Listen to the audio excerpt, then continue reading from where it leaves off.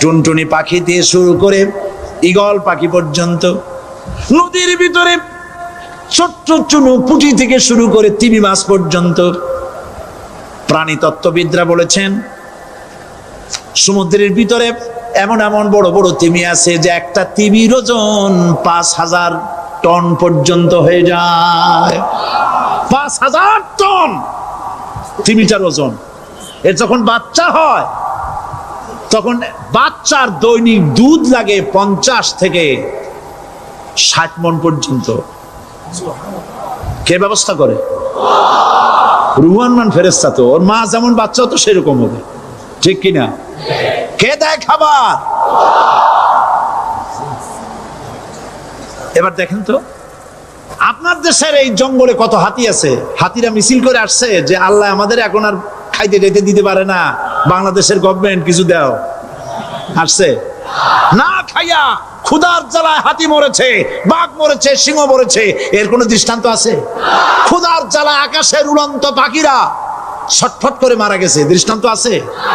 নদীর মাছেরা ক্ষুধার জ্বালায় ভেসে উঠেছে, না খাইয়া মরে গেছে, দৃষ্টান্ত আছে? মহান আল্লাহ রাব্বুল আলামিন কোরআন শরীফের ভিতরে বলেছেন অনেক প্রাণী এমন আছে যারা তাদের খাদ্যকে সঞ্চয় করে না, খাদ্যকে জমা করে না, আহরণ করে না। সকাল বেলায় একটা খাবার খেলো, দুপুরে কি খাবে তার জানা নাই। শকুন পৃথিবীর মাটি থেকে 3 মাইল উপরে ওড়ে, তার চোখকে আল্লাহ পাক এত তীক্ষ্ণ বানিয়ে দিয়েছেন। এই চট্টগ্রামের কোথায় মরা গরু আছে 3 মাইল উপর দিয়ে দেখতে পায়? সুবহানাল্লাহ করতে ইচ্ছে করে না। এই প্রাণীগুলি খাবারগুলি কোনো গভর্নমেন্ট জোগাড় করে রাখে নাই। আল্লাহ পাক বলেন সবার খাবার আমি দেই। সকাল বেলায় সমস্ত প্রাণীগুলি, মহাশূন্যে পাখি, পানির ভিতরে মৎস্যরাজি, জঙ্গলের ভিতরে হিংস্র প্রাণী, পোকামাকড় থেকে শুরু করে সবগুলো খালি পেটে সব বেরিয়ে যায়, কারো কোনো খাবারের মজুদ নাই। সন্ধ্যা হতে না হতে সমস্ত প্রাণীগুলির পেট ভরাইয়া আমি আবার যার যার ঘরে বেরিয়ে দেই। ওয়ামা মিন দাব্বাতিন ফিল আরদি ইল্লা আলাল্লাহি রিজকুহা। সমস্ত প্রাণীর রিজকের দায়িত্ব আমি আল্লাহর হাতে। কে দেয় রিজক? জোরে বলুন, কে দেন? আল্লাহ পাক। কি খাবেন সব আল্লাহ জোগাড় করে দিয়েছেন। হযরতে ওমর, হযরতে উসমান রাদিয়াল্লাহু তাআলা আনহুমা তারা শহীদ হবেন কবে তার আগে হুজুর ভবিষ্যৎবাণী করছেন তোমার উপর একজন নবী, একজন সিদ্দিক আর 2 জন শহীদ আছে। পাহাড় থেমে যা। পাহাড় থেমে গেল। নবীজি ইন্তেকাল করেছেন, শহীদ হয়েছেন। এই খবর ছড়িয়ে গেল মদিনায়। মদিনা থেকে একটা মহিলা দৌড়াতে লাগলো। দৌড়াতে দৌড়াতে যখন ওহদের দিকে যাচ্ছে, লোকেরা তাকে জিজ্ঞেস করলো, মেয়ে লোক তুমি যাও কোথায়? বলে ওহ যেতেছি। লোকেরা বলছে ওহদে যে কোনো লাভ নাই, কারণ তোমার যে 2টি ছেলে এসেছিল জিহাদের ময়দানে, 2টো ছেলে শহীদ হয়েছে। মহিলা বলতেছেন কে শহীদ হয়েছে শুনতে চাই না, তাড়াতাড়ি করে বলো আল্লাহর নবী কেমন আছেন। আবার অগ্রসর হয়েছেন। আরেকজন বলছে মহিলা যাও কই? বলে ওহদে যেতেছি। কই যায় কোনো লাভ নাই, তোমার বাবা যে এসেছিলেন তিনি শহীদ হয়ে গেছেন। মহিলা বলছেন কে শহীদ হয়েছে শুনতে চাই না, বলো নবীজি কেমন আছেন। দৌড়ে দৌড়ে নবীজির কাছে গিয়া নবীজির জীবিত চেহারা মুবারক দেখে বলছেন ইয়া রাসূলুল্লাহ, আমার পিতা মরা শোক, আমার কলিজার টুকরা 2টা সন্তান মরা শোক সব আমি ভুলে গেছি। আল্লাহর নবী আপনি জীবিত আছেন, এটাই উম্মতের বড় পাওনা। নবীজি জিহাদ করেছেন, রক্ত দিয়েছেন, তার একটি মাত্র কারণ ছিল জমিন হলো আল্লাহর, আইন চলবে কার?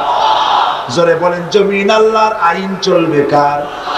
আলা লাহুল খালকু ওয়াল আমর ইনিল হুকমু ইল্লা লিল্লাহ। জমিন আল্লাহর, আইন চলবে আল্লাহ। কারো বাপের আইন দিয়ে দেশ চলতে পারে না। আইন চলবে কার? আল্লাহ পাকের আইন দিয়ে দেশ চলবে। এটাই ছিল নবী করিম সাল্লাল্লাহু আলাইহি ওয়াসাল্লামের ইচ্ছা, আল্লাহ পাকের মানসা মুবারক। সুতরাং ইসলাম হচ্ছে একটি বিপ্লবী মতাদর্শ যা সমগ্র পৃথিবীর সমাজ ব্যবস্থার আমূল পরিবর্তন করে নিজস্ব আদর্শ দিয়ে ঢেলে সাজাতে চায়। আর মুসলমান হচ্ছে সেই আন্তর্জাতিক বিপ্লবী দল যারা আল্লাহর রং দিয়ে দুনিয়াকে রাঙাতে চায়। আর এই উদ্দেশ্য হাসিলের জন্য ইসলামী দলের বিপ্লবী চেষ্টা সাধন এবং চূড়ান্ত শক্তি প্রয়োগের নামই হচ্ছে জিহাদ। এটার নাম কি? জিহাদ। ইহুদি, খ্রিস্টান, দুনিয়ার বিভিন্ন জাতি তারা দেশ দখলের জন্য তারা যে লড়াই করে, এই লড়াইয়ের নাম দস্যুতা। এই লড়াইয়ের নাম কি? দস্যুতা। তারা দস্যু বৃত্তি করে দুনিয়ার ছোট ছোট দেশগুলিকে নিজেদের পদানত করার জন্য চেষ্টা চালায়। সুতরাং জিহাদের উদ্দেশ্য হবে মানব সমাজে আল্লাহর আইন চালু করা। কার আইন? আল্লাহর আইনকে চালু করা। এটাই হচ্ছে জিহাদের মূল উদ্দেশ্য। আর এই উদ্দেশ্যে যারা লড়াই করে আল্লাহ পাক তাদের উপরে, তাদেরকে ভালোবাসেন, তাদের উপরে আল্লাহ পাক রহমত নাজিল করেন। যারা জিহাদ করে আল্লাহর দ্বীন কায়েমের জন্য, আল্লাহর দ্বীন প্রতিষ্ঠার জন্য, কোরআনের আইন চালু করার জন্য যারা লড়াই করে, তাদের জন্য আল্লাহ পাক রেখেছেন বিরাট নিয়ামত, বিরাট পুরস্কার দুনিয়া এবং আখিরাতে। তবে লড়াই করতে গিয়ে যুদ্ধের ময়দানে শাহাদাতের তামান্না সম্পর্কে রাসূলুল্লাহ বলেছেন, যার ভিতরে শাহাদাতের তামান্না নাই মুনাফিকের মউত হবে। জিহাদের ইচ্ছাও নাই, মুনাফিকের মউত হবে। বলুন নাউযুবিল্লাহি মিন যালিক। এই মুনাফিকের মউত যেন আমাদের না হয়।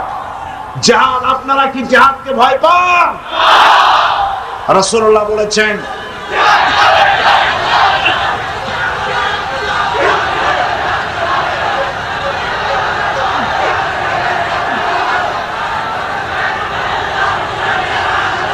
রাসূল করিম সাল্লাল্লাহু আলাইহি ওয়াসাল্লাম বলেছেন, রাসূল করিম সাল্লাল্লাহু আলাইহি ওয়াসাল্লাম বলেছেন, জিহাদের ময়দানে যে ব্যক্তি শহীদ হয়, শহীদি মওতের যন্ত্রণা তোমাদের ভেতরে কেউ কাউকে চিমটি দিলে সেই চিমটি কাটায় যে যন্ত্রণা, পিঁপড়ায় কাটায় যে যন্ত্রণা, শাহাদাতের মওতের এর থেকে বেশি যন্ত্রণা কিছুই নয়। তুমি দেখতেছো বোমায় পা উড়ে গেছে, মাথা উড়ে গেছে, নাড়ি বুড়ি বেরিয়ে গেছে, গুলিতে এফড় ওপড় হয়ে গিয়েছে, ছটফট করছে, মনে করছে অনেক যন্ত্রণা। না, কোনো যন্ত্রণা নাই। এই মৃত্যু হচ্ছে সব থেকে সেরা মৃত্যু। এই মৃত্যুর একদিকে হচ্ছে দুনিয়া, শাহাদাত হচ্ছে সেতু। এই সেতু পার হলেই আল্লাহ রাব্বুল আলামিনের সঙ্গে দিদার নসিব হয়ে যাবে। হযরতে বুখারী শরীফে এসেছে, বুখারী শরীফে এসেছে রাসূল করিম সাল্লাল্লাহু আলাইহি ওয়াসাল্লামের হিজরতের পর আব্দুল উজ্জা নামক এক যুবক, 20 বছরের যুবক, এতিম, চাচার কাছে তিনি প্রতিপালিত হচ্ছিলেন। তিনি রাসূলের হিজরতের পর চাচার কাছে গিয়ে বলছেন, চাচা, মুহাম্মদ সাল্লাল্লাহু আলাইহি ওয়াসাল্লামের সম্পর্কে আপনার ধারণা কি? তো বলছে, তিনি তো শেষ নবী বলেই তিনি বলেন, লোকেরাও বলে। আব্দুল উজ্জা বলছেন, আপনি কি মুসলমান হবেন? তিনি বলছেন, কখনোই না। ভাতিজা বলছেন, আমার তো ইচ্ছে ছিল আপনি মুসলমান হলে আমার জন্য ইসলাম কবুল করা সহজ হয়ে যায়। তা আপনি যখন ইসলাম কবুল করবেন না, তখন আপনাকে সাক্ষী রেখে আমি বলছি, আমি আর ধৈর্য ধারণ করতে পারছি না। আমি ঘোষণা করলাম, সাক্ষী আপনি থাকুন। আল্লাহকে সাক্ষী রেখে বলছি, আমি আর কাফের রইলাম না, আমি মুসলমান হয়ে গেলাম। লা ইলাহা ইল্লাল্লাহু মুহাম্মাদুর রাসূলুল্লাহ। জোরে পড়েন, লা ইলাহা ইল্লাল্লাহ, লা ইলাহা ইল্লাল্লাহ, লা ইলাহা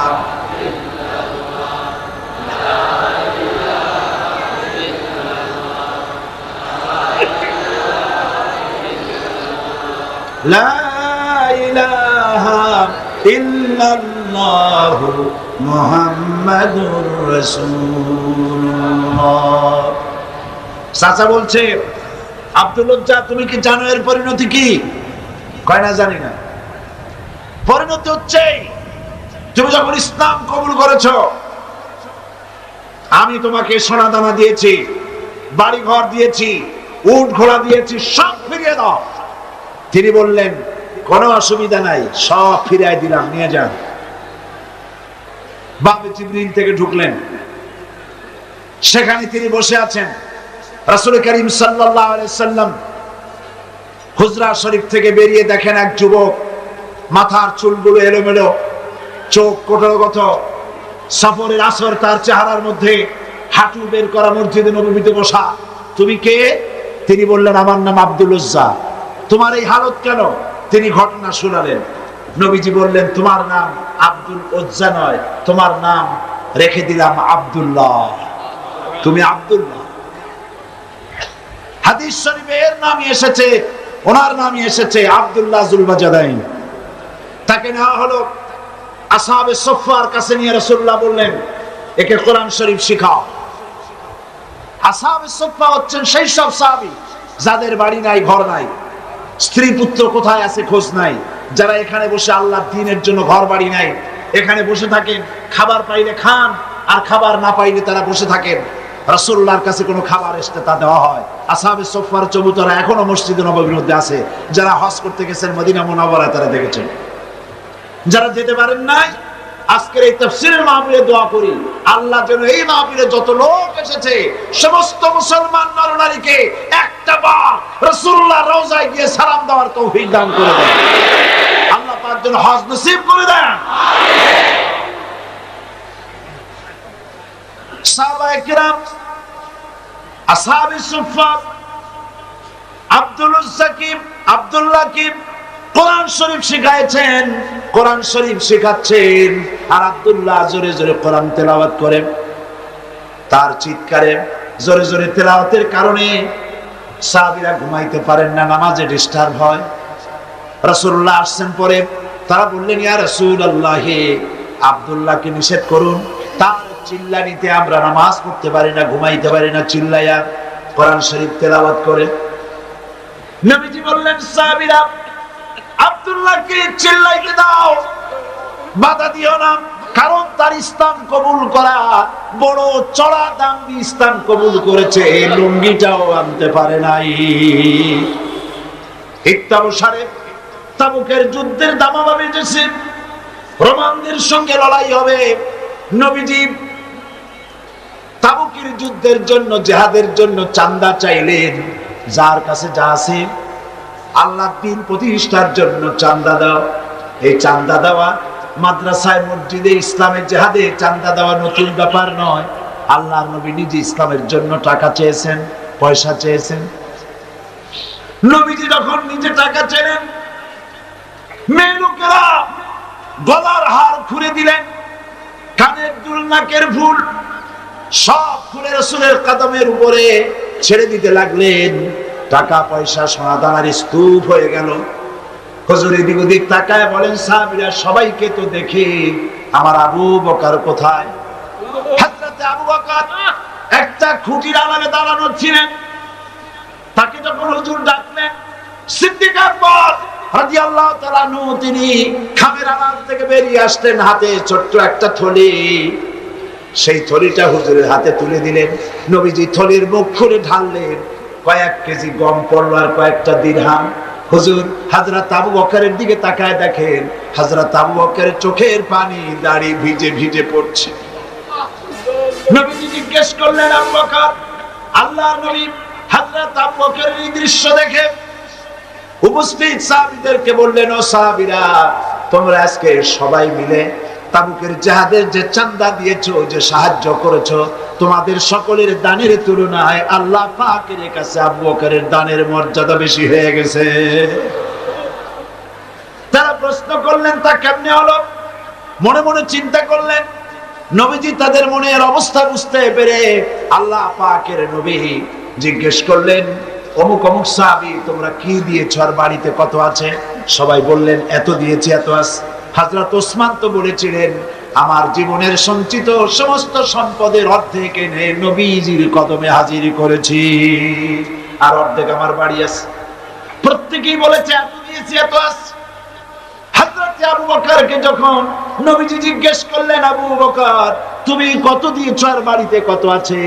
হযরত আবু বকর রাদিয়াল্লাহু তাআলা আনহু বলছেন, ইয়া রাসূলুল্লাহ, আল্লাহ রাব্বুল আলামিনের কসম করে বলি, আবু বকরের ঘরে জাগতিক সম্পদ বলতে যা বোঝায় সবটুকু এনে নবীজির কদম মুবারকে হাজির করে দিয়েছি আমার ঘরে। এখন আল্লাহ তার রাসূল ছাড়া কোনো জিনিস বাকি নাই। হযরতে আব্দুল্লাহ এই দানের অবস্থা দেখলেন, নিজে কিছুই দিতে পারেন নাই। যুদ্ধে রওনা করলেন নবীজি ৩০,০০০ সৈন্য নিয়ে। আল্লাহর নবী রওনা করেছেন তাবুকের দিকে, আর কাফের রোমান সৈন্যরা এসেছে ২ লাখ। তারা কয় লাখ? ২ লাখের প্রস্তুতি। আর রাসূল নিলে ৩০,০০০। সেনাপতি কে? হ্যাঁ মুসলমান। যারা বলো ধর্ম আর রাজনীতি আলাদা, ঈমান নষ্ট হয়ে যাবে। রাসূলুল্লাহ সেনাপতি। কিছু দূর অগ্রসর হওয়ার পর হযরত আব্দুল্লাহ জুলবাজে দেন, নবীজির কাছে এসে বলছেন, ইয়া রাসূলুল্লাহ, এই তাবুকের জিহাদের জন্য আপনার সকল সাহাবী পুরুষ মেয়ে লোক সবাই মিলে সাহায্য করলো, কিন্তু আমার ভাগ্য খারাপ, কিছুই দিতে পারলাম না, আমার তো কিছু নাই। তবে হুজুর আমি আপনার কাছে দোয়া চাই, আপনি আমার জন্য দোয়া করেন, আজকের এই জিহাদের ময়দানে আমি যেন আমার জীবনটা দিয়ে দিতে পারি। নবীজি বললেন, আব্দুল্লাহ একটা ডাল থেকে একটা ডাল, একটা বাকল, একটা গাছের ছাল নিয়ে আসো। আব্দুল্লাহ গাছের একটা ছাল নিয়ে আসলেন। হুজুর বুখারী শরীফের হাদিসে এসেছে, নবীজি ওই ছালটা নিয়ে হযরত আব্দুল্লাহর হাতে বেঁধে দিয়া বললেন, আল্লাহ আমি আব্দুল্লাহর রক্ত কাফেরদের জন্য হারাম বানাইয়া দিলাম। হযরত আব্দুল্লাহ ডক্টরে কেঁদে উঠলেন, বললেন, ইয়া রাসূলুল্লাহ, আমি চাইলাম জীবন দিতে, আর আপনি আমার রক্ত কাফেরদের জন্য হারাম করে দিলেন। নবীজি বললেন, আব্দুল্লাহ এরপরে যদি তোমার মউত বিছানার উপরে হয়, তাবুর মধ্যে জ্বরেও যদি তোমার মউত হয়, আল্লাহ রাব্বুল আলামিন শাহাদাতের দরজা তোমারে দিয়ে দিবে। নবীজি তাবুকের মাঠে এলেন। কাফের বেঈমানেরা রাসূলুল্লাহ ৩০,০০০ সৈন্য নিয়ে আসছেন, এটা শুনে ২ লাখ ময়দান থেকে ভাগে গেছে। সুবহানাল্লাহ। জিহাদের সব যুদ্ধের সাহস আর হয়নি। রাসূলুল্লাহ ৩০,০০০ নিয়ে আসছে, ২ লাখ শেষ। হুজুর সেখানে আরাম ফরমালেন। কয়েকদিন পর নবীজির কাছে খবর এলো, ইয়া রাসূলুল্লাহ, আব্দুল্লাহ আজকে কদিন জ্বরে ভুগে তাবুর মধ্যে ইন্তেকাল করেছে। নবীজি বললেন, জানাজার ব্যবস্থা করো, গোসলের ব্যবস্থা করো, কাফনের ব্যবস্থা করো। কাফন গোসলের ব্যবস্থা হলো, জানাজার ব্যবস্থা হলো। নবীজি জানাজা পড়ালেন, আর এরপরে কবরের ভিতরে একজন নামলেন, পাশে একজন আলো ধরে দাঁড়িয়ে থাকলেন। কোন হ্যাসাক লাইট নাই, বৈদ্যুতিক লাইট নাই, কোন রকম করে একটা চেরাগ টিনটিন করে জ্বলছে। গভীর রাত, কবরের ভিতরে একজন নেমেছেন, একজন একটা আলো ধরে দাঁড়িয়ে আছেন, আর 2 জনের লাশ বহন করে। আমার বন্ধুগণ, রাসূল পাক সাল্লাল্লাহু আলাইহি ওয়াসাল্লাম জিহাদের ময়দানে সাহাবায়ে কেরামদেরকে প্রস্তুত করছেন জিহাদের জন্য। সাহাবীরা তৈরি হয়েছেন, লড়াই হবে মুতার প্রান্তরে। ৩০০০ সাহাবীকে রাসূল রিক্রুট করলেন। ১ লক্ষ রোমান সৈন্য, তদানীন্তন পৃথিবীর সুপার পাওয়ার, সজ্জিত অস্ত্র সজ্জিত বাহিনী চলে এসেছে তারা মুতার প্রান্তরে। রাসূল ৩০০০ তৈরি করলো। ওদিকে ১ লাখ, আর এদিকে কয় হাজার? হুজুর নিজে এই জিহাদে যাননি। রাসূল পাক বললেন, এই জিহাদের ময়দানে সেনাপতির দায়িত্ব পালন করবে আমার পালক পুত্র যায়েদ। কোথায় তুমি? যায়েদ দাঁড়িয়ে গেলেন। ২ নম্বরে এ জিহাদের সেনাপতির দায়িত্ব পালন করবে আমার চাচাতো ভাই জাফর বিন আবি তালেব।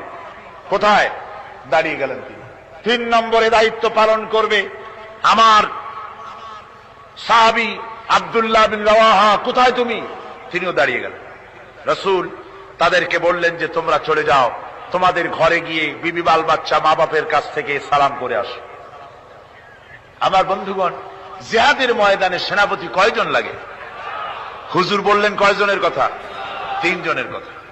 তার মানে হলো কারো বুঝতে কোনো কষ্ট রইল না, এই জিহাদের ময়দানে 3 জনের নাম যে নবীজি ঘোষণা করেছেন এর ভিতর থেকে একজনও ফিরে আসবে না। বোঝা হয়ে গিয়েছে। হযরতে যায়েদ বলেন, ইয়া রাসূলুল্লাহ, আমার আব্বা জান, আমি আপনার পালক পুত্র, আপনি অর্ডার করেছেন।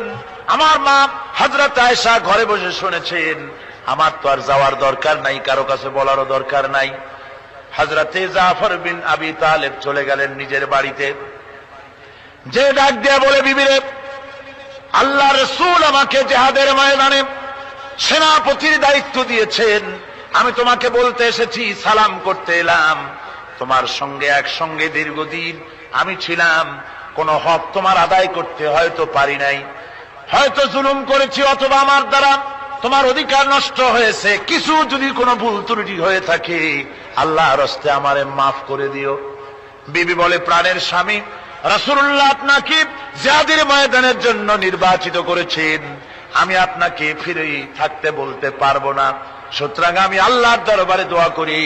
স্ত্রী হাত তুলে বলেন, রব্বুল আলামিন, আমার প্রাণের স্বামী জাফরকে জিহাদের ময়দান থেকে গাজী বানায়া আমার ঘরের ভিতরে তুমি তাকে দয়া করে ফিরাইয়া দিও।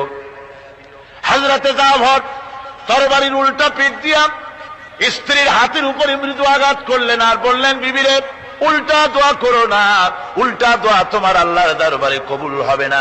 যেহেতু নবীজি আমার নাম 2 নম্বরে ঘোষণা করেছেন, আমার আগেও একজন আছে, পরেও আর একজন আছে। ও বিবি, নির্ঘাত ওই মুতার প্রান্তরে আমি শহীদ হয়ে যাব, জনমের মতো দেখা করতে আসলাম, এই জীবনে তোমার সাথে আমার আর দেখা হবে না। আমার বন্ধুগণ, হযরতে জাফরের স্ত্রী কাঁদতেছেন, বিবি বাচ্চাগুলা কান্দে। হযরতে জাফর বলেন, বিবিরে, এই বাচ্চাগুলি রেখে গেলাম, যেই রাস্তায় আমি জীবন দিতে যাচ্ছি এই রাস্তায় আমার ছেলেগুলোকে তুমি তৈরি করবে। সালাম করে তিনি চললেন। বিবি কাটা কবুতরের মতো জমিনে ছটফট করতেছে, কাঁদতেছি, আর পিছনে পিছনে ছোট্ট ছোট্ট ছেলে মেয়েগুলি আব্বা আব্বা বলে চিৎকার মেরে দৌড়াতেছি। হযরতে জাফর একবারও পিছনের দিকে তাকায় দেখলেন না কারা কান্দে। হযরতে আব্দুল্লাহ বিন রাওয়াহা তিনি চলে গেলেন বাড়িতে। হযরতে আব্দুল্লাহ বিন রাওয়াহা বাড়িতে গিয়ে, সেই রাত্র ছিল তার বাসর সজ্জা, ফুল সজ্জার রাত ছিল, নতুন বিবাহ করেছেন। বাড়িতে গিয়া শোনেন বিবি কোরআনে কারীম তেলাওয়াত করতেছেন। হযরতে আব্দুল্লাহ বলেন, রুমের বাইরে দাঁড়িয়ে, বিবিরে, আমি তোমার স্বামী আব্দুল্লাহ এসেছি, আমার সালাম নাও, কোরআন পড়া একটু বন্ধ করো। রাসূলুল্লাহ আমাকে জিহাদের সেনাপতি বানিয়েছেন, আমি জিহাদে যেতেছি, নতুন বিবাহ হলো, কোনো হক তোমার আদায় করতে পারি নাই, তুমি আমাকে মাফ করে দিও, আল্লাহর হস্তে আমার উপর কোনো দাবি রেখো না। বিবি বলে, প্রাণের স্বামী, কোনদিন আপনাকে দেখি নাই, কোন রকম একটু দেখেছি, আর আমি মদিনার এক সুন্দরী মেয়ে, আপনি আমাকে ভালো করে দেখলেন না। আমার প্রাণের স্বামী, একবার আপনি ঘরে আসেন। স্বামী বলে, ওগো স্ত্রী, ঘরের ভিতরে আমি যাব না, ঘরের ভিতরে গেলে পরে তোমাকে দেখলে আমার মনের ভিতরে প্রেম ডাকবে, তোমার প্রতি আমার ভালোবাসা জন্মাবে, আমি ঘরের ভিতরে ঢুকতে চাই না। স্ত্রী বলে, প্রাণের স্বামী, ঘরের ভিতরে যদি আসেন, আল্লাহর কসম আমি কোনো প্রেম নিবেদন করব না, আমি শুধু প্রাণ ভরে আপনার চেহারাটা একটা বার আমি শুধু দেখে রাখতে চাই, যাতে করে কিয়ামতের দিন লক্ষ কোটি কোটি মানুষের ভেতরে আপনাকে আমি স্বামী বলে যেন চিনে নিতে পারি। হযরতে আব্দুল্লাহ বলেন, ওগো স্ত্রী, যদি এই ইরাদা তোমার হয়, আর যদি তুমি ধৈর্য ধারণ করে থাকতে পারো, তাহলে কিয়ামতের দিন আল্লাহ রাব্বুল আলামিন আমি যার জন্য জান দিতে যেতেছি ওই মাবুদ মেহেরবান জান্নাতের ভেতরে তোমাকে আমাকে স্বামী স্ত্রী হিসাবে পরিচয় করাইয়া দিবেন। 3000 সৈন্য নিয়ে সাহাবায়ে কেরাম আর এই সেনাপতি সব চললেন। মুতার প্রান্তরে লড়াই হলো। এই লড়াইয়ের ময়দানে হযরতে যায়েদ অনেকগুলি কাফির সৈন্যকে জাহান্নামে পাঠিয়ে দিয়ে তিনি নিজেও শহীদ হয়ে গেলেন। এবার জাফর হাতে তরবারি আর এক হাতে ঝান্ডা নিয়ে এগোচ্ছেন সামনের দিকে। কাফেরেরা হযরত জাফরকে ঘিরে ফেলে দিল। আমার বন্ধুগণ, কাফেরেরা ঘিরে ধরে তরবারির আঘাত করলো জাফরের ডান হাতে। ডান হাত কেটে ঝুলে পড়লো। হযরতে জাফর এবার বাম হাতে তরবারি উঁচু করে ধরেছেন। এবার বাম হাতে কোপ দিল ওরা। এই কাটা দুইটা হাত দিয়ে বুকের সাথে হযরতে জাফর ইসলামের পতাকাটাকে জড়ায় ধরলেন। পাশের সাহাবীকে ডেকে বলেন, ও রাসূলুল্লাহর সাহাবী শোনো, আল্লাহর নবীকে আমার সালাম বলে দিও আর শোনায়া দিও জীবনের শেষ মুহূর্ত পর্যন্ত ইসলামের পতাকা উঁচু করে রেখেছিলাম, মাটিতে পড়তে দেই নাই। আমার মনে হয় আমি এখন শহীদ হয়ে যাব, যেহেতু আমি এখন আমার নাকের ভিতরে আল্লাহর জান্নাতের সুঘ্রাণ পেতেছি। হযরতে জাফর শহীদ হয়ে গেলেন। হযরতে আব্দুল্লাহ বিন রাওয়াহা, হযরতে আবু উবাইদা দুজনে মিলে ছুটলেন ঝান্ডা ধরার জন্য। ওনারা বলেন, এগিয়ে গিয়ে দেখি সামনের পরে দূরে পতাকা উঠতেছে। ভাবলাম আমরা যাওয়ার আগে ইসলামের পতাকা কে ধারণ করলো। কাছে গিয়ে দেখি হযরতে জাফরের ডান হাত কাটা, বাম হাত কাটা, দুইটা পা কাটা, দেহটা একদিকে পড়ে আছে আর শুধু মাথাটা এক পাশে পড়ে থেকে ইসলামের পতাকা কামড়ায় ধরে উঁচু করে রেখে দিয়েছে। আমার বন্ধুগণ, হযরতে আবু উবাইদা বলেন, আমি হযরতে সাদের, হযরতে জাফরের হাত পা মাথা মস্তক একত্রিত করে তার পা থেকে শুরু করে মাথা পর্যন্ত চুমা খাইলাম। তাকে জানাজা করে দাফন করে রাখলাম কবরের ভিতরে। রাতের বেলায় স্বপ্নে দেখি হযরতে জাফর আল্লাহর জান্নাতের ভিতরে ফেরেশতাদের সঙ্গে উড়ে বেড়াতেছেন। আমি জিজ্ঞেস করলাম, ও জাফর, আল্লাহ তোমার সাথে কি ব্যবহার করেছেন? হযরতে জাফর বলেছেন, ওগো আবু উবাইদা, আল্লাহ রাব্বুল আলামিন আমাকে বলেছেন, জাফর রে, আমি তোমার শাহাদাতে খুশি হয়েছি, তুমি আমার কাছে আর কি চাও? হযরতে জাফর বলেন, আয় আল্লাহ পাক, কিচ্ছু চাই না, শুধু একটা দাবি, দুনিয়ায় তুমি মেহেরবানি করে আমাকে পাঠায়া দাও আর একবার যদি যেতে পারি, তাহলে তোমার দুনিয়ার বুকে তোমার দিন কায়েমের জন্য কাফেরদের বিরুদ্ধে লড়াই করে আমার জীবনটা আর একবার দিয়ে আসি।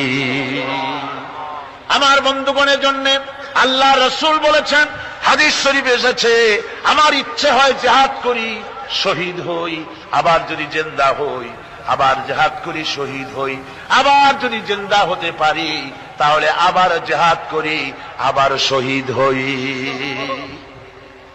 যেহেতু শাহাদাতের মওতের মতো এত বড় মর্যাদা সম্পন্ন মওত আর পৃথিবীতে হতে পারে না।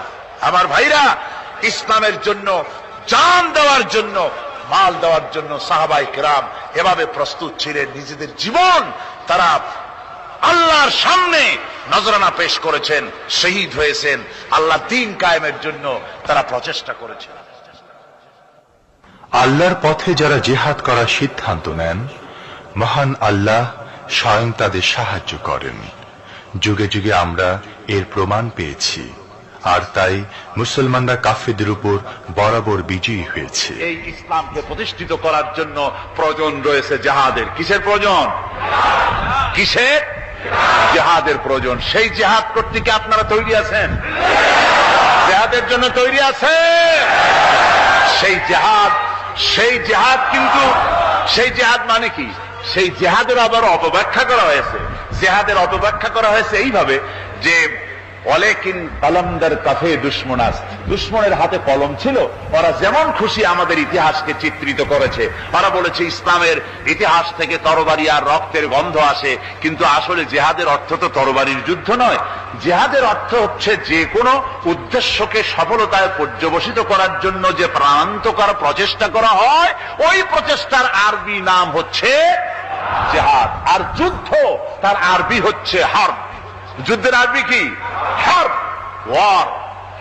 ইংরেজিতে ওয়ার, আরবিতে হার্ব।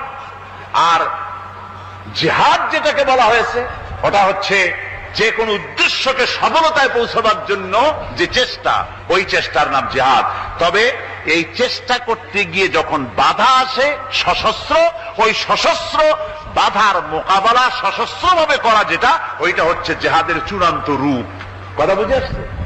ইসলাম প্রথমে কাউকে আক্রমণ করে না, ইসলাম প্রথমে কাউকে আক্রমণ করে না, আক্রান্ত হলে পরে তারপরে এর জবাব দেয়। ঠিক কিনা?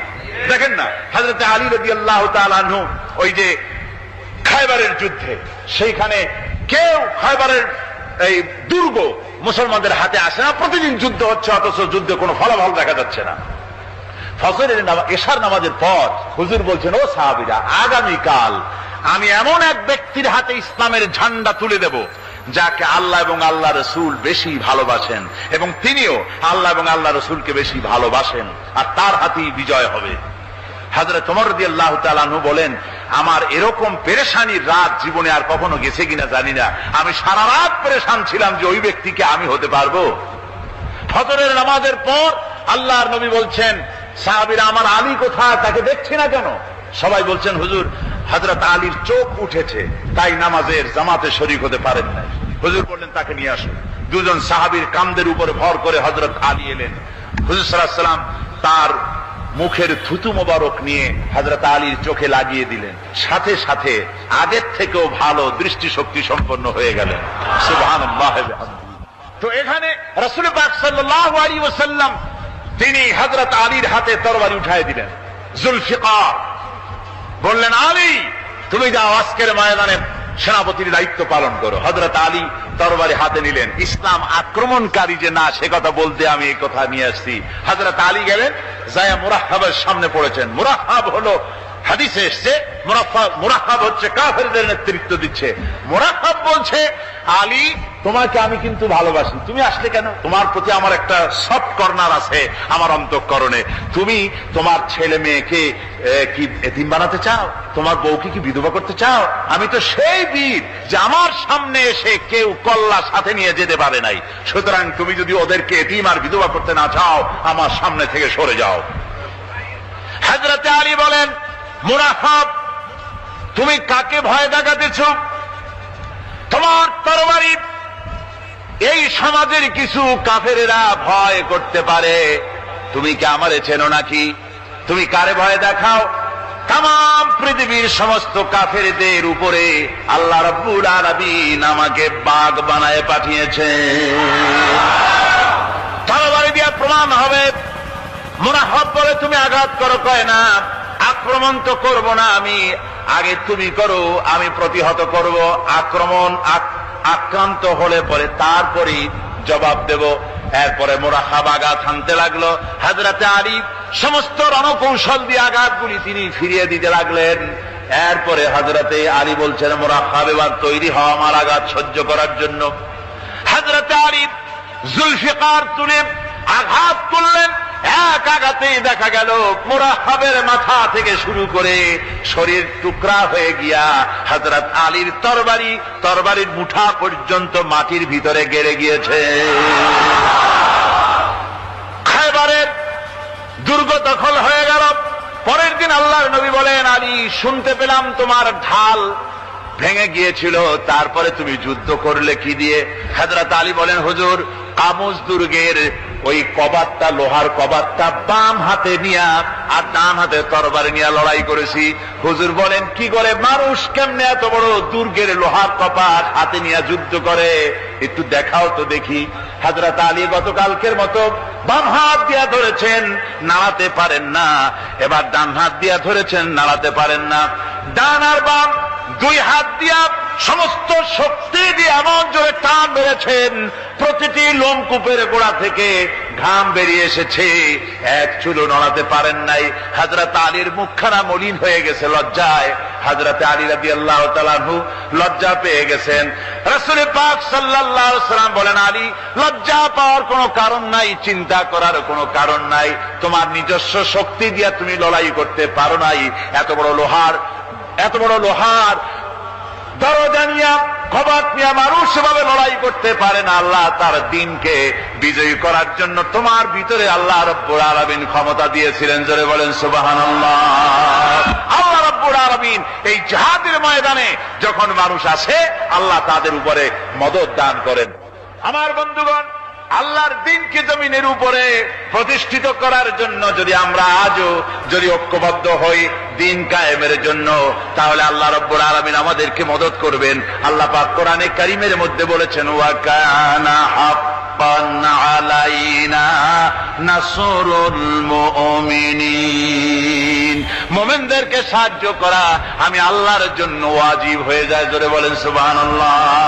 মুমিনদের জন্য সাহায্য করা আল্লাহর জন্য কি হয়ে যায়? ওয়াজিব হয়ে যায়। ভাইরা একটু বৃষ্টি সহ্য করেন না, খুব বেশি বৃষ্টি। আচ্ছা, এটা রহমত। এটা কি রহমত? আমার ভাইরা, জিহাদের ভিতরে সাহাবায়ে কিরাম আল্লাহর জান্নাতে যাওয়ার জন্য তারা জিহাদ করেছেন। তারা দেশ দখলের জন্য জিহাদ করেন নাই। দ্বীন প্রতিষ্ঠার জন্য লড়াই করা ফরজ। দ্বীন প্রতিষ্ঠার জন্য লড়াই করা কি? যেরকম কি? আর এই ফরজ দায়িত্ব পালন করতে গিয়ে যদি কেউ মারা যায়, তাহলে কোথায় যাবে? কোথায় যাবে? ওই শাহাদাতের মওত হচ্ছে একটা সেতু, বা একটা ব্রিজ, একটা সাঁকো। এপারে দুনিয়া, ওপারে আল্লাহর জান্নাতুল ফেরদাউস। জোরে বলেন সুবহানাল্লাহ। এই জন্য হযরত ওমর ফারুক রাদিয়াল্লাহু তাআলা আনহু সব সময় দোয়া করতেন, আল্লাহুম্মা রযুকনি শাহাদাতান ফি সাবিলিক ওয়াজআল মাউতি ফি বালাদি রাসূলিক। হে আল্লাহ রাব্বুল আলামিন, আমাকে রাসূলের শহরে মওত দাও, আর আমাকে তোমার দ্বীনের রাস্তায় শাহাদাত মঞ্জুর করো। জোরে বলেন আমিন। এটা আমাদের দোয়া, আমারও দোয়া, আমার সারা জীবনের স্বপ্ন, সারা জীবনের স্বাদ, আল্লাহ যেন শাহাদাতের মওত নসিব করে দেন। জোরে বলেন আমিন। এর থেকে উন্নত মানের মওত আর নাই। ওই প্যারালাইসিস হয়ে বিছানায় পড়ে তড়পায় তড়পায় মরার কোন দাম নাই। দুনিয়ার বুকে বিড়ালের জিন্দিগি বছর করার 500 বছর বেঁচে থাকার দাম নাই। সিংহের মতো 1 সেকেন্ড বেঁচে থাকার দাম আছে, ঠিক কিনা? আর মওত, প্লীহা, যকৃত, typhoid, paralysis, diabetes, heart attack, kidney পচে যাওয়া, হাবিজাবি মওতের চাইতে আল্লাহর রাস্তায় জিহাদ করে শাহাদাতের মওত সর্বশ্রেষ্ঠ মওত। জোরে কোন সুবহানাল্লাহ। আমার ভাইরা, রাসূল পাক সাল্লাল্লাহু আলাইহি ওয়াসাল্লাম তিনি মদিনা মুনাওয়ারায় এসে প্রথম যে জিহাদের সম্মুখীন হলেন, ওইটার নাম কি? কোন জিহাদ? বদর। কোন জিহাদ? বদরের জিহাদ। সেই বদরের মাঠে জিহাদের জন্য রাসূল সাহাবীদেরকে তৈরি করতেছেন। তো আপনারা চিন্তা করেন বিষয়টা, জিহাদ করতে হবে। এই বদরে সাহাবীরা জিহাদ করবে কাদের বিরুদ্ধে? নিজের বাপের বিরুদ্ধে। রাসূল পাক খুব চিন্তিত হলেন যে সাহাবীদেরকে কিভাবে উদ্বুদ্ধ করা যায়। হুজুর জিহাদের কথাই বলতেছেন যে এখন বদরে আমাদের টিকে থাকার প্রশ্ন, এইটা মুসলমানদের টিকে থাকার প্রশ্ন। বদরের যুদ্ধ, বদরের এই জিহাদটা। হুজুর যখন এগুলি বলতেছেন, হযরত মিকদাদ রাদিয়াল্লাহু তাআলা আনহু রাসূলের একজন জলিলুল কদর সাহাবী, তিনি দাঁড়িয়ে বলছেন, হে আল্লাহর রাসূল, কেন আপনি চিন্তা করছেন?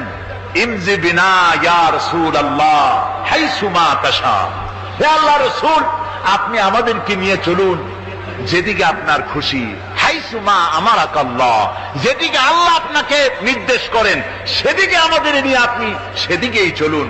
ইন্না লা নাকুলু লাকা কামা ক্বালা বনু ইসরাঈল লিমূসা আলাইহিস সালাম ইযহাব আনতা ওয়া রাব্বুকা ফাকাতিলা ইন্না হাহুনা কায়িদুন। বুখারী শরীফের হাদিস। হযরত মিকদাদ রাদিয়াল্লাহু তাআলা আনহু বলছেন, হে আল্লাহর রাসূল, আপনি আমাদের নিয়ে চলুন। আল্লাহ যেদিকে আপনাকে আমাদের নিয়ে যেতে বলেন সেই দিকে নিয়ে যান। আমরা মুসা আলাইহিস সালামের উম্মতের মতো বলবো না যে হে মুসা আপনি, আর আপনার আল্লাহ দুজন গিয়া যুদ্ধ করেন, আমরা এখানে বসে থাকি, এমন কথা আমরা বলবো না। বাল ইযহাব আনতা ওয়া রাব্বুকা ফাকাতিলা ইন্না মাকুমা মুকাতিলুন। ও নবী, বরং আমরা বলবো আপনি চলুন আমাদের নিয়ে, আপনি এবং আপনার আল্লাহ চলুন জিহাদের ময়দানে, আমরা আপনার সঙ্গে জিহাদ করব, লড়াই করব সেই পর্যন্ত। মাদামাত মিন্না মাদামাত আইনুম মিন্না তাতাররাফ, যতক্ষণ পর্যন্ত আমাদের একটা চক্ষুর পলক পড়ে, যতক্ষণ পর্যন্ত একটা চোখের পাতা নড়ে, ততক্ষণ পর্যন্ত আমরা কাফেরদের বিরুদ্ধে লড়ব। সুবহানাল্লাহ ওয়া বিহামদিহি, যতক্ষণ চোখের পাতা নড়ে ততক্ষণ পর্যন্ত লড়ব, নিয়ে চলুন আমাদেরকে। হুজুর খুব খুশি হলেন। আহারে, রাসূল পাক সাল্লাল্লাহু আলাইহি ওয়াসাল্লাম দারুণ ভাবে খুশি হয়ে গেলেন। হুজুর বললেন, ও সাহাবীরা, তোমাদের মানসিক অবস্থা যখন এই, কুমু বিনা ইলা জান্নাতিন, চলো আমার সাথে বেহেশতের দিকে। সুবহানাল্লাহ, সবাই বলেন সুবহানাল্লাহ। কুমু বিনা ইলা জান্নাতিন আরদুহা কারদিস সামাওয়াতি ওয়াল আরদ, সেই বেহেশতের দিকে চলো যে বেহেশতের বিশালতা প্রশস্ততা এই পৃথিবী এবং আকাশের চাইতে অনেক বড়, সেই বেহেশতের দিকে চলো। ফাকামা উমাইর বিন হামাম ওয়া কানা ইয়াকুলু তামার, হযরত উমাইর বিন হামাম এক যুবক, তিনি দাঁড়িয়ে গেলেন। আমার মুসলমান ভাইরা, যুবকদের অবদান কিন্তু ইসলামে সব চাইতে বেশি। জোরে কোন সুবহানাল্লাহ। কাদের অবদান বেশি? যে সর্বপ্রথম ইসলাম কবুল করেছে কারা? যুবকরা। হযরত আবু বকর, হযরত ওমর রাদিয়াল্লাহু তাআলা আনহু, তাদের বয়স যুবক বয়স ছিল, যুবক বয়সে তারা ইসলাম কবুল করেছেন। হযরত আলী যুবক ছিলেন, এই জন্য যুবকদের ইবাদতের সওয়াব বেশি। রাসূল পাক বলেছেন, কিয়ামতের ময়দানে যেদিন কোন ছায়া থাকবে না আরশে আজিমের নিচে 7 শ্রেণীর লোকেরা ছায়া পাবে, তার মধ্যে এক শ্রেণী হচ্ছে ওয়াশাবুন নাশা ফি ইবাদাতিল্লাহ, ওই যুবকেরা যারা নাকি রাত গুজরান করে, রাত কাটায় আল্লাহর ইবাদতে, রাত জাগে আল্লাহর ইবাদত করে। জোরে কর সুবহানাল্লাহ। বুড়োদের 100 বার আল্লাহ বলা আর এক যুবকের একবার আল্লাহ বলা, বৃদ্ধের সারা সপ্তাহ তাহাজ্জুদ পড়া আর যুবকের এক রাত্রের তাহাজ্জুদ পড়া মনে হয় তার থেকেও বেশি। কন সুবহানাল্লাহ। তাই বলে বৃদ্ধ যারা, তারা কিন্তু হতাশ হবেন না, ওই যৌবনকাল আপনিও পেরিয়ে এসছেন, ঠিক না?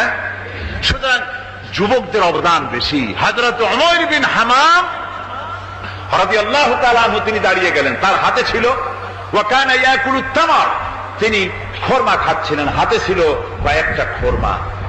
তিনি খোরমাগুলি হাতে নিয়ে দাঁড়িয়ে বলছেন ওয়া ক্বালা বাখবাখ, তিনি বলছেন, বাখবাখ শব্দ এটা হচ্ছে লোকাল মুহাল্লিয়া, অর্থাৎ আঞ্চলিক শব্দ। এর অর্থ হচ্ছে মা আযামাহু ওয়া মা আহসানাহু। কি আশ্চর্য, কি সুন্দর, কি বিরাট, কি সুন্দর কথা আপনি বললেন হে রাসূল।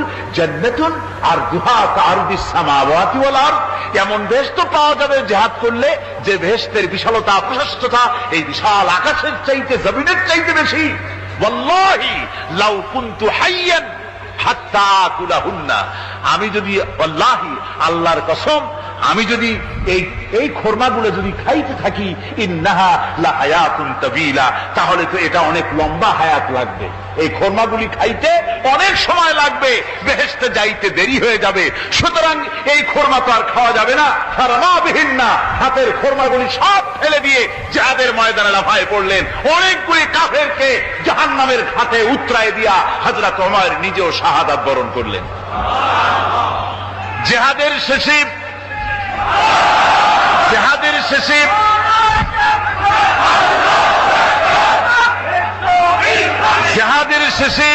শহাদায়ে বদরের সমস্ত শহীদদের লাশ এক জায়গায় এনে সাহাবীরা বললেন, হে আল্লাহর রাসূল, আপনি যখন জান্নাতের বর্ণনা দিতেছিলেন তখন যে যুবকটা খোরমা খেতেছিল আর জান্নাতের আশায় হাতের খোরমা ফেলে দিয়েছিল, যে এই খোরমাগুলি খাইতে গেলে তো সময় লাগবে অনেক, বেহেশতে যেতে দেরি হয়ে যাবে, এই কথা মনে করে হাতের খোরমা ফিকে ফেলে জিহাদের ময়দানে এসে শাহাদাত বরণ, যে যুবকটি জিহাদ করেছিল তার লাশে সেও শাহাদাত বরণ করেছে।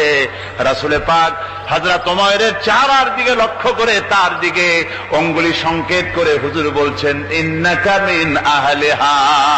ওমর, যে বেহেশতের জন্য তুমি খরমা খাওয়ার ধৈর্য ধরতে পারো নাই, আমি নবী সাক্ষী দিচ্ছি তুমি সেই জান্নাতের অধিবাসী। আমার ভাইয়েরা, ওই জান্নাতে যাওয়ার জন্য, আল্লাহর দ্বীনকে প্রতিষ্ঠার জন্য আমাদেরকে ঐক্যবদ্ধ হতে হবে। আল্লাহর দ্বীনের জন্য আল্লাহর নবীর যে আদর্শ, সে আদর্শ প্রতিষ্ঠার জন্য এগিয়ে আসতে হবে। যদি আমরা তা করতে পারি, আমরা সংখ্যায় কত, আমাদের অস্ত্র আছে কি নাই, আমাদের জনবল কত, আমাদের সৈন্যবল কত, এগুলি প্রশ্ন না। প্রশ্ন হচ্ছে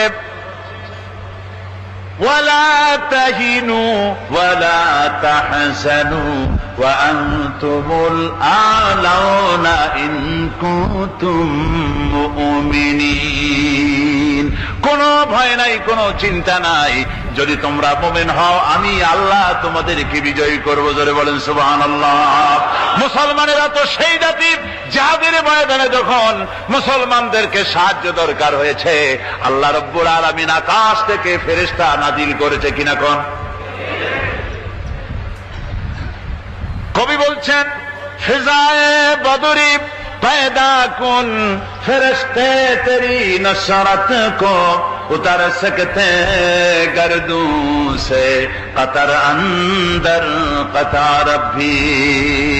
বদরের মুসলমানদের মতো ঈমান যদি আজও তোমরা আনতে পারো, তোমাদের ভিতরে হয়ে যায়, তাহলে আল্লাহ রাব্বুল আলামিন তোমাদের জন্য কাতারে কাতারে ফেরেশতা তোমাদের জন্য নাজিল করে দিতে পারেন। তোমরা সেই জাতি, তোমরা সেই মুসলমান। ফিরে আসো ইসলামের দিকে, ফিরে আসো দ্বীনের দিকে, রাসূলের সঙ্গে মহব্বতটা জুড়ে দাও। কি মুহাম্মদ সি ওফাতুনে তু হাম তেরে হ্যাঁ, ये जहां चीज ही क्या लोहे कलम तेरे।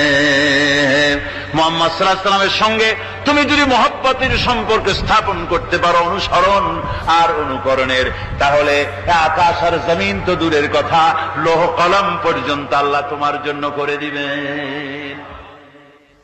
হযরত ইয়াকুব আলাইহিস সালাম কলিজার টুকরা সন্তান হযরত ইউসুফ আলাইহিস সালামের জন্য তার মনটা পাগল ছিল। এত সুন্দর করে আল্লাহ তারে বানাইছিলেন, এত তিনি ছিলেন সৌন্দর্যের পিরামিড, যারা দেখলে চোখ ফিরানো যায় না, এমন সুন্দর সুপুরুষ যারা দেখি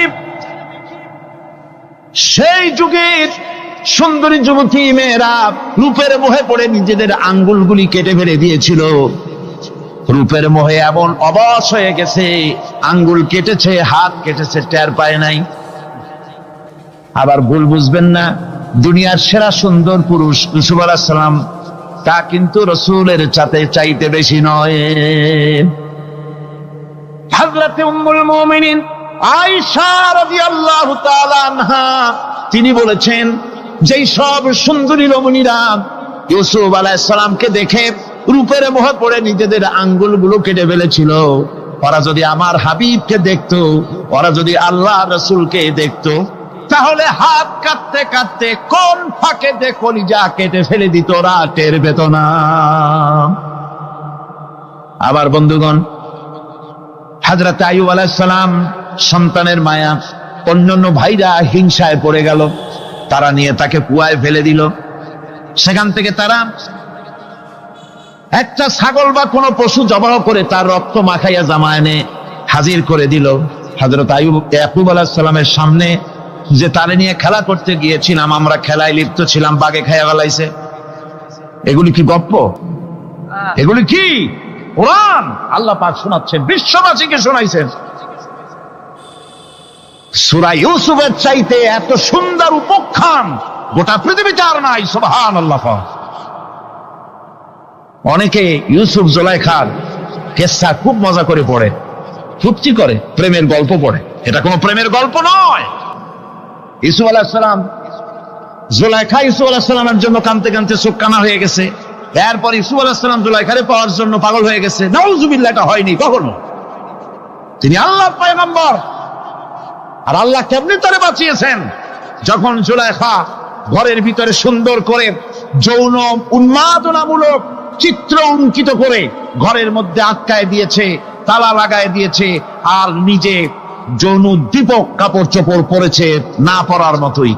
সে যুগের সুন্দরী মেয়ে জুলাইখা। তার কুপ্রবৃত্তিকে চরিতার্থ করার জন্য আহ্বান করা হয়েছে। হযরত ইউসুফ আলাইহিস সালাম লক্ষ্য করে দেখলেন এমন জায়গা, এখান থেকে পালাবার তো পথ নাই, দরজা বন্ধ করে দিয়েছে। তিনি শুধু তখন কেবলমাত্র আল্লাহ রব্বুল আলামিনকে ভয় করলেন। আল্লাহকে ভয় করে আল্লাহর নাম নিয়ে যখন তালাবদ্ধ দরজার দিকে দৌড় দিয়েছেন, আল্লাহ রব্বুল আলামিন আপন কুদরতে তালাগুলি খুলে দরজা তার জন্য উন্মুক্ত করে দিলেন। ইউসুফ আলাইহিস সালামকে ফালাই দিয়ে এভাবে করে কাপড় এনে দিল তার সামনে, রক্তমাখা কাপড় পেয়ে হযরতে ইয়াকুব আলাইহিস সালাম সন্তানদের মুখে কাহিনী শুনে তিনি কি বললেন? কোরআনে কারীম তা কোট করেছে। তিনি চিক দিলেন না, ফাল দিলেন না, ফিট হয়ে পড়লেন না। তিনি বললেন, কলিজার টুকরা সন্তান তার মরার খবর শুনেছেন। তিনি বললেন কি? ফাসাবরুন জামিলুন ওয়াল্লাহুল মুস্তাআনু আলা মা তাসিফুন। আমি উত্তম সবর অবলম্বন করব। তোমরা যে কাহিনী রচনা করেছো এর বেলায় আমি আল্লাহর কাছে সাহায্য চাই। আমি উত্তম সবর অবলম্বন করব। আমার ভাইয়েরা, 11 ভাই মনে করেছিল ইউসুফ আলাইহিস সালামকে মরণ কুয়ায় ফালাই দিছি। তারা তো ঠিক পায় নাই এটা মরণ কুয়া না, এটা হচ্ছে একটা সুড়ঙ্গ, যাকে ইংরেজিতে বলে টানেল। এটা এমন একটা সুড়ঙ্গ, ওরা মনে করেছে মরণ কুয়া, কিন্তু আল্লাহ রাব্বুল আলামিন এই কুয়াতে এমন বানালেন, ওরা একদিকে ফালাই দিল মরণ কুয়ায়, এ কুয়ার আর এক মুখ দিয়া আল্লাহ রাব্বুল আলামিন ইউসুফ আলাইহিস সালামকে নিয়ে মিশরের সিংহাসনে বসায়া দিলেন। এটা মরণ কুয়া নয়, এটা রাজ সিংহাসনে বসার সুড়ঙ্গ পথ। ইউসুফ আলাইহিস সালাম আজ প্রেসিডেন্ট, সুবহানাল্লাহ, প্রেসিডেন্ট হয়ে বসে আছেন। ওদিকে কেনানে অভাব লেগে গেছে, সেখানকার মানুষেরা সাহায্য নিতে এসেছে, ওই 11 ভাইও আসছে। হযরত ইউসুফ আলাইহিস সালাম দেখি চিনে ফেলেছে, ওরা কিন্তু তখনও ঠিক পায় নাই। হযরত ইউসুফ আলাইহিস সালাম চিনে ফেলেছেন। এখন কি করা উচিত? সবগুলাকে ঠ্যাং উপরের দিকে উঠাইয়া তারপরে সমানে ধোলাই দেওয়াই তো স্বাভাবিক ছিল, আমাদের মতো মানুষ হইলে, ঠিক কিনা? ঠিক তো বলবেনি, অভ্যাস তো এটাই। হযরত ইউসুফ আলাইহিস সালাম তাদের সামনে পরিচয় দিলেন। তারা যখন বুঝতে পারলো, লজ্জায় তাদের মাথা হেট হয়ে গেল। হযরত তার এক তো লজ্জা, আর 2 নম্বরের ভয়, জান নিয়া কেনানে কেউ ফিরে যাইতে পারবো না। এখন অবস্থা হয়েছে যে জীবনই যায় নাকি এখানে। হযরত ইউসুফ আলাইহিস সালাম ভাইদের এই করুণ দুরবস্থা বুঝতে পারলেন, বুঝে চরম ধৈর্য ধরে তিনি কি বললেন? তিনি বললেন, লা তাসরিবা আলাইকুমুল ইয়াউম। ও ভাইরা, তোমাদের বিরুদ্ধে আমার কোনো পাপ নাই, দুঃখ নাই, বিদ্বেষ নাই, হিংসা নাই, আল্লাহর রাস্তে মাফ করে দিলাম। আল্লাহু আকবার, সুবহানাল্লাহ। এর নাম পয়গম্বর। এর নাম কি? পয়গম্বর। কিসের লেনিন, কিসের মার্কস? জওয়ানেরা, ভুল পথে মানুষ চলেছিল, আলহামদুলিল্লাহ আল্লাহ এগুলোরে ডাস্টবিনে ফালাই দিছে। কারণ আলহামদুলিল্লাহ, আলহামদুলিল্লাহ। পয়গম্বর কারে বলে? কারে বলে পয়গম্বর? কি চরিত্র! রাসূল করিম সাল্লাল্লাহু আলাইহি ওয়াসাল্লাম তাকে একজন সাহাবী বলছিলেন, হুজুর বলছেন এই কামটা করলা না কেন? সাহাবী বললেন, হুজুর আপনি যদি চোখের ইশারায় বলতেন মুখ দিয়ে না কইয়া, তাও তো আমি কামটা করে ফেলতাম, আমি তো বুঝি নাই। হুজুর বললেন, চোখের ঠারে ঠারে কাজ করা নবুয়তের শান নয়। আল ওয়াদুহু ওয়াস সারাহা, নবীরা যা করেন তা ডাইরেক্ট, কোনো বক্রতা নাই, স্পষ্ট কথা। আমার ভাইরা, হযরত ইউসুফ আলাইহিস সালাম বিনিয়ামিনকে কাছে নিয়ে পরিচয় দিলেন তার ভাইদের সামনে। কোরআনে কারীম বলছে ক্বালা আনা ইউসুফ ওয়া হাদা আখি قد من الله علينا إنه من يتقي ويصبر فإن الله لا يضيع أجر المحسنين আমি ইউসুফ আর এই হচ্ছে আমার ভাই। আল্লাহ আমাদের উপর ইহসান করেছেন। প্রকৃতপক্ষে যারা আল্লাহকে ভয় করে এবং সবর এখতিয়ার করে, আল্লাহ এভাবে তাদেরকে তাদের আমলকে নিষ্ফল হতে দেন না। আমার এই জামাটা নিয়ে যাও। হযরত ইয়াকুব আলাইহিস সালাম কলিজার টুকরা সন্তান ইউসুফ আলাইহিস সালামের বিরহ যন্ত্রণায় ছেলেকে কতদিন দেখে না, কাঁদতে কাঁদতে চোখ দুটো অন্ধ হয়ে গেছে। মিশর থেকে কেনানের দিকে জামা রওনা হয়েছে। কোথায় মিশর, কোথায় কেনান? জামা যখন রওনা হয়ে গেছে, হযরত ইয়াকুব বলতেছেন আমি যেন আমার ইউসুফের গন্ধ নাকে পেতেছি। জামা চলে এলো, চোখের উপরে রাখলেন, আল্লাহ রাব্বুল আলামিন তাকে চক্ষুষ্মান বানায়া দিলেন। ভাইরা আমার, পয়গম্বরেরা সবর করে গোটা দুনিয়ার মানুষের সামনে দৃষ্টান্ত সেট করেছেন সবরকারী হন। وَأَنفِقُوا مِمَّا رَزَقْنَاكُم مِّن قَبْلِ أَن يَأْتِيَ أَحَدَكُمُ الْمَوْتُ আমার রাস্তায় খরচ করো মৃত্যু আসার আগে। فيقول رب لولا أخرتني إلى أجل قريب যদি মরার আগে না দাও, মৃত্যুর সময়, মৃত্যু যখন এসে গেল সেই সময় যদি বলো, অনুশোচনা যদি করো, আহারে যদি আমি সময় পাইতাম, একটু খানিক যদি সময় দিতে, আল্লাহ একটু সময় আমারে যদি দাও, ফাসাদদাকা ওয়া আকুম মিনাস সালিহিন, দান সদকা করব, সব আল্লাহর রাস্তায় দিয়ে দেব, আর আমি সালেহ বান্দাদের মধ্যে শামিল হয়ে যাব। আল্লাহ একটু সময় আমারে দাও। আল্লাহ পাক বলছেন ওয়ালা ইউআখিরাল্লাহু নাফসান ইযা জাআ আজালুহা আল্লাহু খাবীরুম বিমা তা'মালুন।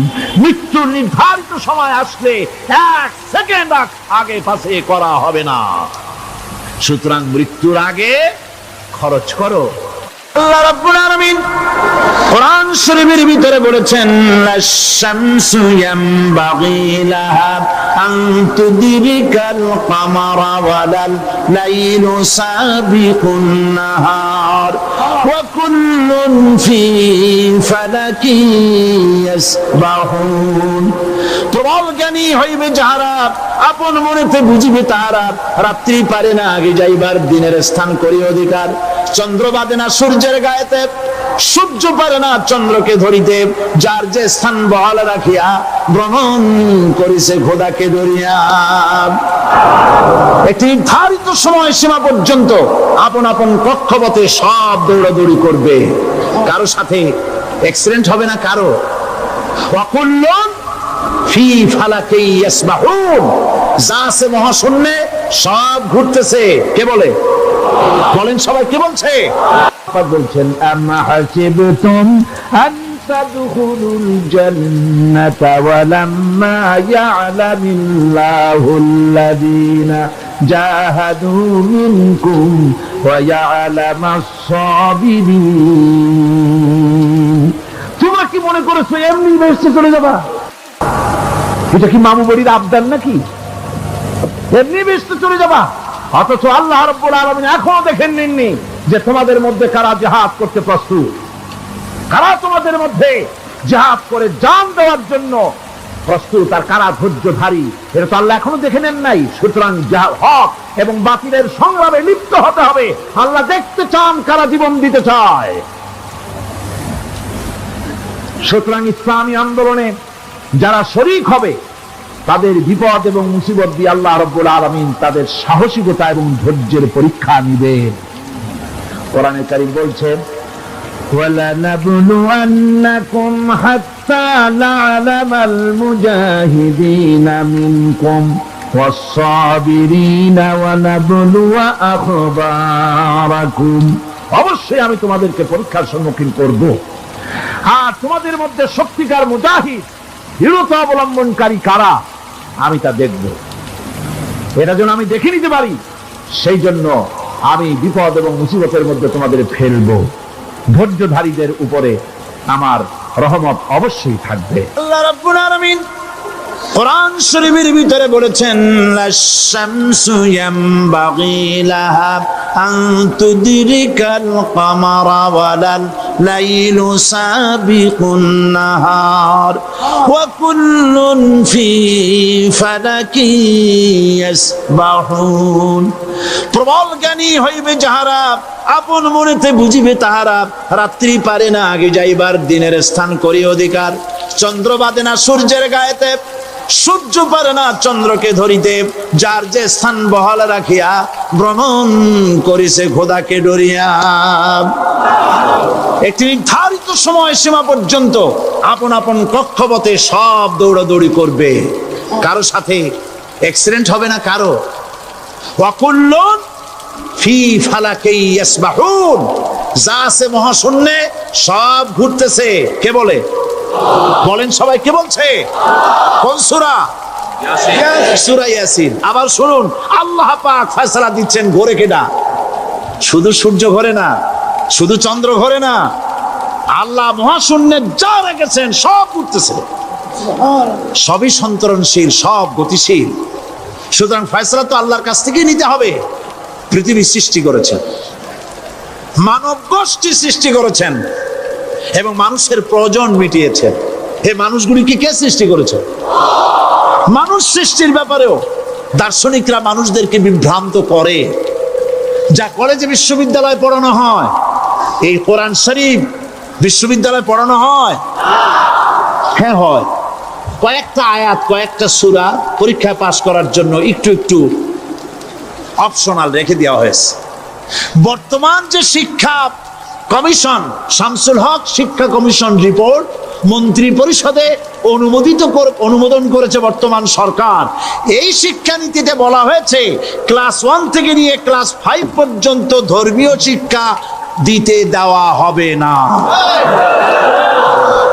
তাহলে ক্লাস 5 পর্যন্ত যদি ধর্মীয় শিক্ষা না থাকে, তাহলে ক্লাস 6-7-এ ওঠার পর আলিফ জাওরা বাজাবর বা আনাকুম জানাকুম ছেলেরা পড়বে? মেয়েরা পড়বে? আসল উদ্দেশ্য হলো ইসলাম থেকে জাতিকে দূরে সরাবার জন্য ষড়যন্ত্র। এই সরকারের প্রণীত শিক্ষানীতি আমরা মানি না। আপনারা মানেন? যেই মাদ্রাসা মানুষের চরিত্র সৃষ্টি করে, বর্তমান সরকার সেই মাদ্রাসাগুলি একটা একটা করে ধ্বংস করার পরিকল্পনা গ্রহণ করেছে। সুতরাং আসল শিক্ষা হলো কোরআনের কাছে। আসল শিক্ষা কোথায়? কোরআনের কাছে। কোরআন যদি শিখানো হতো, কোরআন যদি শেখানো হতো কলেজে বিশ্ববিদ্যালয়, তাহলে গতকাল চট্টগ্রাম বিশ্ববিদ্যালয় থেকে যেসব ছেলেরা বিশ্ববিদ্যালয় কর্তৃপক্ষ কর্তৃক বরাদ্দকৃত, হাইজ্যাক করা নয়, বরাদ্দকৃত 4খানা বাস দিয়ে কোরআন শুনতে আসতে চেয়েছিল, বর্তমান সরকারের তথাকথিত সোনার ছেলেরা আসতে দিল না। কোরআন যদি তারা পড়তো, তাহলে কোরআন শরীফ শুনতে তারাও আসতো। কপাল পোড়া। জোরে বলেন কি?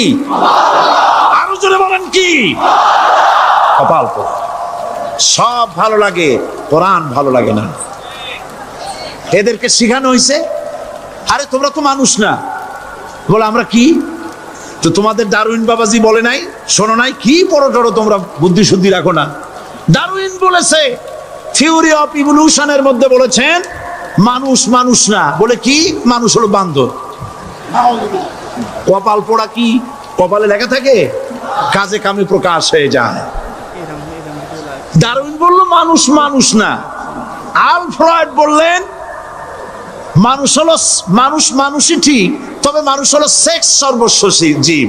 সেক্স সমস্যার সমাধান করলে মানুষের সব সমস্যার সমাধান হয়ে যাবে। কার্ল মার্কস বললেন মানুষ হলো পেট সর্বস্ব জীব, পেট সমস্যার সমাধান করে দিলে সব সমস্যা শেষ। আর ডারউইন বললেন মানুষ মানুষই না, মানুষ কি বলে বান্দর, ওরাং ওটাং শিম্পাজি আর ব্যাং থেকে মানুষের উৎপত্তি হয়েছে। আমি যখন জীবনের প্রথম শিম্পাজি দেখলাম, ওরাং ওটাং দেখলাম, তখন আমি মনে করেছি যে ডারউইন খামোখা ভুল করে নাই।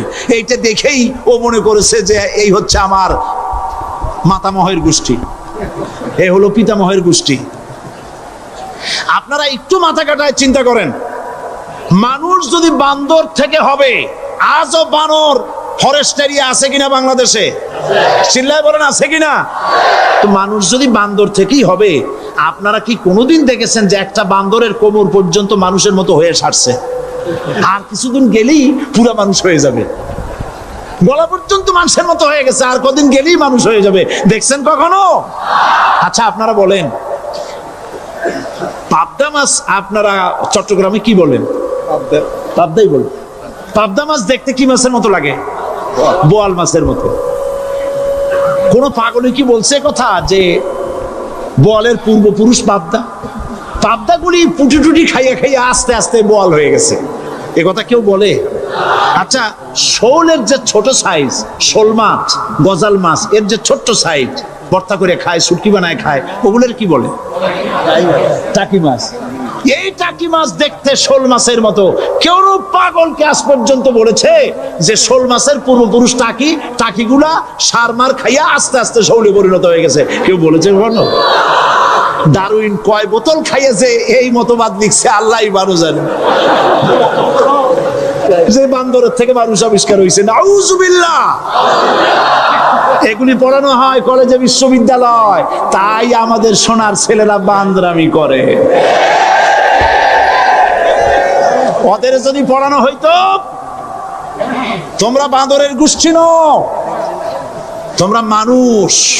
মর্যাদা কার বেশি, বান্দরের না মানুষের? এ পৃথিবীর প্রথম মানুষকে আদম আলাইহিস সালাম। আদম হইছেন কি দিয়ে? মাটি দিয়ে।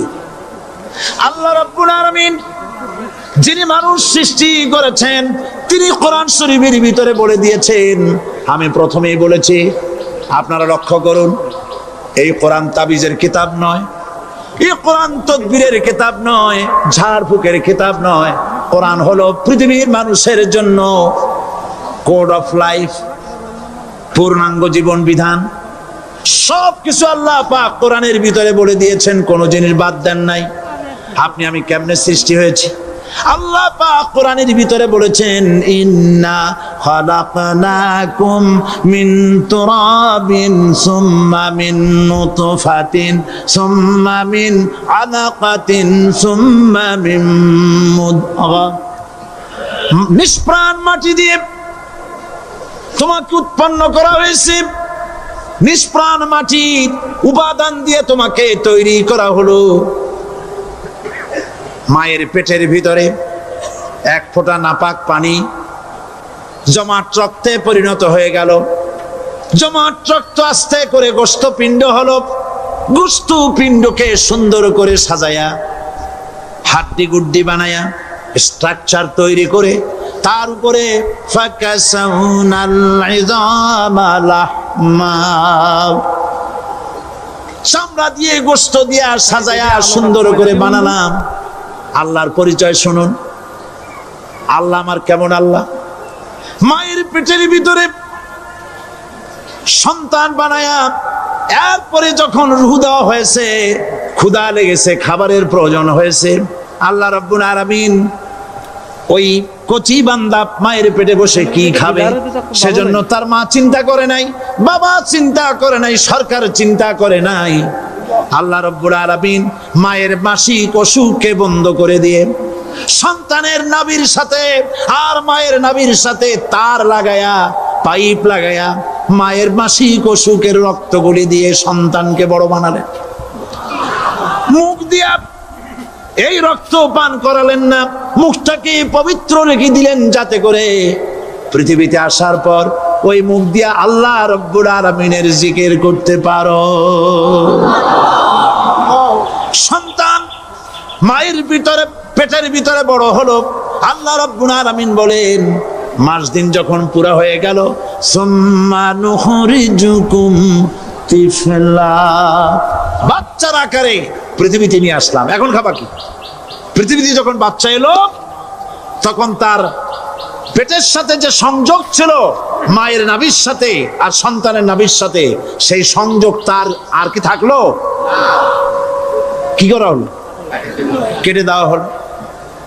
লক্ষ্য করুন, খাবারের জন্য একটি মাত্র পাইপ আল্লাহ লাগাইছিলেন, পৃথিবীতে সন্তান আসার সঙ্গে সঙ্গে পাইপটা কেটে দেওয়া হলো।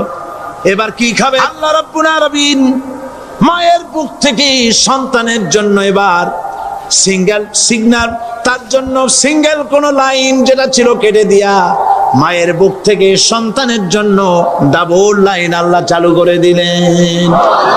এমন দুধ বানাই দিলেন যা শুধু খাবার নয়, শুধু ফুড ভ্যালু নয়, এই দুধের ভিতরে ক্যালসিয়াম, এর মধ্যে ভিটামিন, এর মধ্যে আয়রন, এর মধ্যে মেডিসিন। দুনিয়ার এই সন্তান ছিল ফি কারারিন মাকিন, সুরক্ষিত জায়গার ভিতরে ছিল, কোনো পলিউশন সেখানে যেতে পারতো না, রোগের জার্ম সেখানে যেতে পারতো না। দুনিয়ায় এলো দূষিত আবহাওয়ার ভিতরে, এই সন্তানকে এখনই অ্যান্টিবায়োটিক খাওয়ালে পরে অসুবিধা হবে। আল্লাহ রাব্বুল আলামিন মায়ের দুধের ভিতরে ঔষধ দিয়া রোগের প্রতিষেধক বানায়া দিলেন। এ হলো আমার আল্লাহ। এ আমার কে? আল্লাহ। জোরে বলেন আল্লাহ। আল্লাহ। আল্লাহ রাব্বুল আলামিন মায়ের দুধ দিয়ে সন্তানকে বড় করলেন আর শোনায় দিলেন, খবরদার এই মায়ের সাথে, এই বাপের সাথে নাফরমানি করবি না। মা বাপের জন্য আমার কাছে দোয়া করবে, রব্বির হামহুমা কামা রাব্বায়ানি সাগীরা। সবাই পড়েন আমার সাথে, রব্বির হামহুমা কামা রাব্বায়ানি সাগীরা। আল্লাহ পাক শিখাই দিলেন বান্দারে আমার কাছে দোয়া করায়, আল্লাহ আমার মা বাপ আমাকে ছোটবেলায় যেভাবে স্নেহের কোলে লালন পালন করেছে, এইভাবে আমার মা বাপদের তোমার রহমতের কোলে লালন পালন করো। মনে থাকবে ভাইরা? বলেন মনে থাকবে? প্রত্যেক নামাজের পরে মা বাবার জন্য দোয়া করবেন, বেঁচে থাকুক আর মরে যাক, দোয়া করবেনই। মনে থাকবে? রব্বির হামহুমা কামা রাব্বায়ানি সাগীরা। আবার পড়েন, রব্বির হামহুমা কামা রাব্বায়ানি সাগীরা। আল্লাহ পাক মায়ের মর্যাদা এত বাড়াইছেন, সাহাবী প্রশ্ন করেছে, ইয়া রাসূলুল্লাহ খেদমত করব কার? হুজুর বলেন তোমার মায়ের, তারপরে কার? তোমার মায়ের, তারপরে কার? তোমার মায়ের, তারপরে কার? তোমার পিতার। বাপের চাইতে মায়ের মর্যাদা আল্লাহ 3 গুণ বাড়াইয়া দিলেন, 3 গুণ বৃদ্ধি করে দিলেন। হাদিস শরীফে এসেছে, হযরত আবী হুরায়রা রাদিয়াল্লাহু তাআলা আনহু রাসূলের কাছে এসে রাতের বেলায় কাঁদতেছিলেন। হুজুর প্রশ্ন করলেন, আবু হুরায়রা কাঁদো কেন? হযরত আবু হুরায়রা বলছেন, হুজুর মা আমাকে মেরেছে। তিনি প্রশ্ন করলেন, আচ্ছা মা তোমার মারলো কেন? তুমি কি কোনো বেয়াদবি করছো? তিনি বললেন না। তবে মারলো কেন? হযরত আবু হুরায়রা বলেন, ইয়া রাসূলুল্লাহ আপনার খেদমত থেকে বাড়ি ফিরতে আমার দেরি হয়ে গিয়েছিল। গভীর রাত্রে যখন বাড়ি গেছি, মা আমাকে প্রশ্ন করলেন, বাবা দেরি হলো কেন, কোথায় ছিলি? তাম পৃথিবীর মানুষ যেই কদম মোবারক চুমু দিতে পারলে ধন্য হয়ে যায়, সেই আখিরি জামানার পয়গম্বর নবী মুহাম্মদ রাসূলুল্লাহ সাল্লাল্লাহু আলাইহি সাল্লামের দরবার থেকে আসতে আমার দেরি হয়ে গেছে। ইয়া রাসূলুল্লাহ আমার মা আপনার নাম শুনে তার গা জ্বলে উঠল, তিনি কাফের মুশরিকা। আপনার নাম শুনে অগ্নি শর্মা হয়ে আমাকে ধরে পিটানো আরম্ভ করলেন আর বললেন, আবু হুরায়রা হয় মুহাম্মদ সাল্লাল্লাহু আলাইহি সাল্লামের বাড়ি ছাড়বি, নইলে আমার বাড়ি ছাড়বি, কি করবি বল? মার খেতে খেতে আমি বললাম, মা তোমার গায়ে যত শক্তি আছে আমারে মারো, তোমার বাড়ি শুদ্ধ তাম দুনিয়াটা ছেড়ে দিতে পারি, মুহাম্মদ রাসূলুল্লাহর কদম মোবারক ছেড়ে দিতে পারি না। আল্লাহ! হুজুর আমার মা গলা ধাক্কা মেরে আমাকে বের করে দিয়েছেন। হুজুর বলছেন, আবু হুরায়রা, মা তোমাকে মেরেছে আর আমার কাছে নালিশ করছো, আমি তোমার মায়ের কোনো বিচার করতে পারবো না। সুবহানাল্লাহ! এত বড় পাওয়ারফুল নবী, শানওয়ালা, ইজ্জতওয়ালি, বরকতওয়ালি, এত বড় নবী বলছেন মা মেরেছে, আমার করার কিচ্ছু নাই। সুবহানাল্লাহ! তোমার মা মুশরিকা হোক আর যাই হোক, তোমার মা। সুবহানাল্লাহ বলেন। আমার বন্ধুগণ, হযরত আবু হুরায়রা বলেন, ইয়া রাসূলুল্লাহ, মায়ের বিরুদ্ধে কোনো অভিযোগ নিয়ে আমি আপনার কাছে আসি নাই। হুজুর বললেন, কেন আসছো বলো খুলে। আবু হুরায়রা বলেন, হুজুর আমি জানি আপনি আল্লাহর দরবারে যদি কোনো ব্যাপারে হাত তোলেন আল্লাহ মঞ্জুর করে ফেলেন।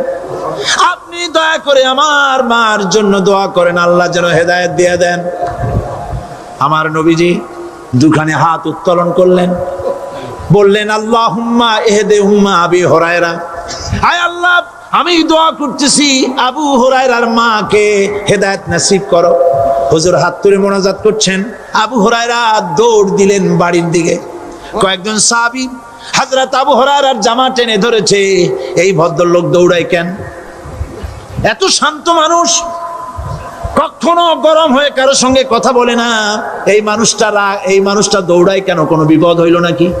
জামা টেনে ধরে বলে, আবু হুরায়রা দৌড়াও কেন? হযরত আবু হুরায়রা বলেন, জামা ছেড়ে দাও, কোনো বিপদ আমার হয় নাই, আমি দৌড়াইয়া বাড়ি যাই দেখতে চাই। আমি দৌড়াইয়া আগে বাড়ি যেতে পারলাম না, আমার নবীর দোয়া আগে আমার বাড়ি চলে গেছে, আমি এটা দেখতে চাই। হযরত আবু হুরায়রা দৌড়াতে দৌড়াতে বাড়ি চলে গেছেন। দরজায় নক করলেন, ভেতর থেকে আওয়াজ এলো, কে? তিনি বললেন, আমি আবু হুরায়রা, মা দরজা খুলে দাও, আমি তোমার সন্তান। মা বললেন, বাবা অপেক্ষা করো, দরজা খুলতেছে। হযরত আবু হুরায়রা বলেন, মায়ের গলার আওয়াজের ভেতরে কুফরি কর্কশতা পেলাম না, মায়ের গলার আওয়াজের ভেতরে তাওহীদের নরমিয়াত পেলাম। আমার কাছে মনে হলো আমি আবু হুরায়রা বাড়ি আসার আগে নবীজির দোয়া আল্লাহর আরশে পৌঁছে গেছে। আবু হুরায়রা বলছেন, মা আমার কিছুক্ষণ পরে ঘরের থেকে বেরিয়ে এসেছেন, আমি দেখলাম মায়ের শরীর ভিজা, মাথার চুল দিয়া পানি টপকাচ্ছে। মা আমার বললেন, বাবারে তোমাকে মারার পর আমি নিদারুণ অনুশোচনায় পড়েছিলাম, মনে মনে ভাবলাম, আহারে আমার সন্তানরা আমি কেন মারলাম? সে তো কোনো খারাপ কাজ করে নাই, কোনো খারাপ জায়গায় যায় নাই, এত ভালো মানুষ যার সম্পর্কে লোকেরা খামোখাই মিথ্যা কথা বলে, এই ভালো মানুষটার কাছে গেছে, সেজন্য আমি মারলাম কেন? বাবা গো, আমি আমার ভুল বুঝতে পেরেছি, জীবনের ভুলও ধরা পড়েছে, আমাকে জলদি করে নিয়ে চলো বিশ্ব নবীর দরবারে। হযরত আবু হুরায়রার মা রাসূলুল্লাহর খেদমতে এসে ঘোষণা করলেন, আশহাদু আল্লা ইলাহা ইল্লাল্লাহু ওয়াহদাহু লা শারীকা লাহু ওয়া আশহাদু আন্না মুহাম্মাদান আবদুহু ওয়া রাসূলুহু। আমার ভাইরা, আল্লাহ রাব্বুল আলামিন মানুষ সৃষ্টি করে পৃথিবীতে পাঠায় দিলেন, খাবারের ইন্তজাম করলেন, এগুলি সব আল্লাহর পরিচয়। আল্লাহরে চেনার জন্য বড় বড় কিতাব ঘাটা লাগে না, কিসমতে যদি থাকে দুই একটা দৃষ্টান্ত যথেষ্ট হয়ে যায়। সুবহানাল্লাহ, সুবহানাল্লাহ, দুই একটা দৃষ্টান্ত যথেষ্ট। আল্লাহ পাক সমস্ত সৃষ্টি জগৎকে তৈরি করলেন, সৃষ্টি করলেন, আর তাদের খাদ্যের ব্যবস্থা করলেন। কে করেছেন খাদ্যের ব্যবস্থা? খাদ্য দেন আল্লাহ। কিন্তু অহংকারী যারা, তারা বলে দেশের বাম্পার ফলনের জন্য সমস্ত কৃতিত্ব সরকারের। বলেন আস্তাগফিরুল্লাহ, বলেন নাউজুবিল্লাহ। এদের একজন বলছিল, 3 বছর কিছু দিবার পারুম না, লোকেরা কয় আমরা না খাইয়ে থাহুম, আল্লাহ কয় আমিও দেহু, কদ্দুর পারো না খেয়ে থাকতে।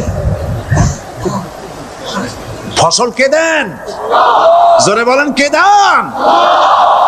বাম্পার ফসলের ফলনের দাবি সরকার করতে পারে না, এটা কুফরি, এটা শিরক। জমিনের ফসল কে দেন? আকাশের বৃষ্টি কার? পানি কার? সার কার? সব আল্লাহ পাক। আল্লাহ পাক কোরআন শরীফে বলেছেন, লা ইন শাকারতুম লাযীদান্নাকুম ওয়া লা ইন কাফারতুম ইন্না আযাবি লাশাদীদ। আমার নিয়ামতের শুকর যদি আদায় করো বাড়ায় দেব, আর যদি কৃতজ্ঞ হও শুকরিয়া আদায় না করো মস্ত বড় শাস্তি দেব। ফসল দেই আমি, আর শুকরিয়া আদায় করো তোমার বাজানে, ঠিক কি না? শুকরিয়া আদায় করে কার? বাজানে। একটা লোকের, একটি মানুষের যেই প্রশংসা এই সরকার করলো বিগত 4.5 বছর ধরে, একটা মানুষের যত জিকির করলো, প্রশংসা করলো, ছবি টানাইলো, যদি এতটা জিকির এতটা স্মরণ আল্লাহ রাব্বুল আলামিনের করতো, ওদের জন্য আল্লাহর জান্নাতের দরজা খোলা হয়ে যেত। প্রশংসা করবে কার? চিল্লায় বলুন। আল্লাহ পাকের প্রশংসা করো। খেতে দেওয়ার মালিক তিনি। আল্লাহ পাক বলছেন আল্লাহকে, তার পরিচয় আল্লাহ তুলে ধরেছেন, ওয়ামা মিন দাব্বাতিন ফিল আরদি ইল্লা আলাল্লাহি রিজকুহা। এই পৃথিবীর ভিতরে এমন কোন বিচরণশীল জীব নাই যার রিস্কের দায়িত্ব আমি আল্লাহ গ্রহণ করি নাই। সুবহানাল্লাহ বলবেন না? রিস্কের দায়িত্ব কার হাতে? আচ্ছা দেখুন তো, পৃথিবীর সমস্ত সরকারের কাছে বিভিন্ন মন্ত্রণালয় আছে না? খাদ্য মন্ত্রণালয় বলে কোনো মন্ত্রণালয় আছে কিনা? আছে। খালি কয় খামু আর খামু। খাদ্য মন্ত্রণালয় আছে, থাকার পরেও মানুষ না খাইয়া মরে, ঠিক কিনা? এবার একটু তাকান তো, জ্ঞানের চক্ষু দিয়া তাকান। ফরেস্ট এরিয়া বাঘ আছে কিনা? নাই। সিংহ আছে কিনা? গন্ডার আছে কিনা? হাতি আছে কিনা? বিশাল বিশাল প্রাণী আছে কিনা? জঙ্গলে ছোট্ট প্রাণী থেকে পোকা থেকে শুরু করে গন্ডার পর্যন্ত, টুনটুনি পাখি দিয়ে শুরু করে ঈগল পাখি পর্যন্ত, নদীর ভিতরে ছোট্ট চুনু পুঁটি থেকে শুরু করে তিমি মাছ পর্যন্ত। প্রাণী তত্ত্ববিদরা বলেছেন সমুদ্রের ভিতরে এমন এমন বড় বড় তিমি আছে যে একটা তিমির ওজন 5000 টন পর্যন্ত হয়ে যায়। 5000 টন তিমিটার ওজন। এর যখন বাচ্চা হয় তখন বাচ্চার দৈনিক দুধ লাগে 50 থেকে 60 মণ পর্যন্ত। কে ব্যবস্থা করে? রুহান মান ফেরেশতা। তো ওর মা যেমন বাচ্চা তো সেরকম হবে, ঠিক কিনা? কে দেয় খাবার? এবার দেখেন তো, আপনার দেশের এই জঙ্গলে কত হাতি আছে। হাতিরা মিছিল করে আসছে যে আল্লাহ আমাদের এখন আর খাইতে যেতে দিতে পারে না, বাংলাদেশের গভর্নমেন্ট কিছু দাও। আসছে না, খাইয়া ক্ষুধার জ্বালায় হাতি মরেছে, বাঘ মরেছে, সিংহ মরেছে। এর কোনো দৃষ্টান্ত আছে? ক্ষুধার জ্বালায় আকাশের উড়ন্ত পাখিরা ছটফট করে মারা গেছে, দৃষ্টান্ত আছে? নদীর মাছেরা ক্ষুধার জ্বালায় ভেসে উঠেছে, না খাইয়া মরে গেছে, দৃষ্টান্ত আছে?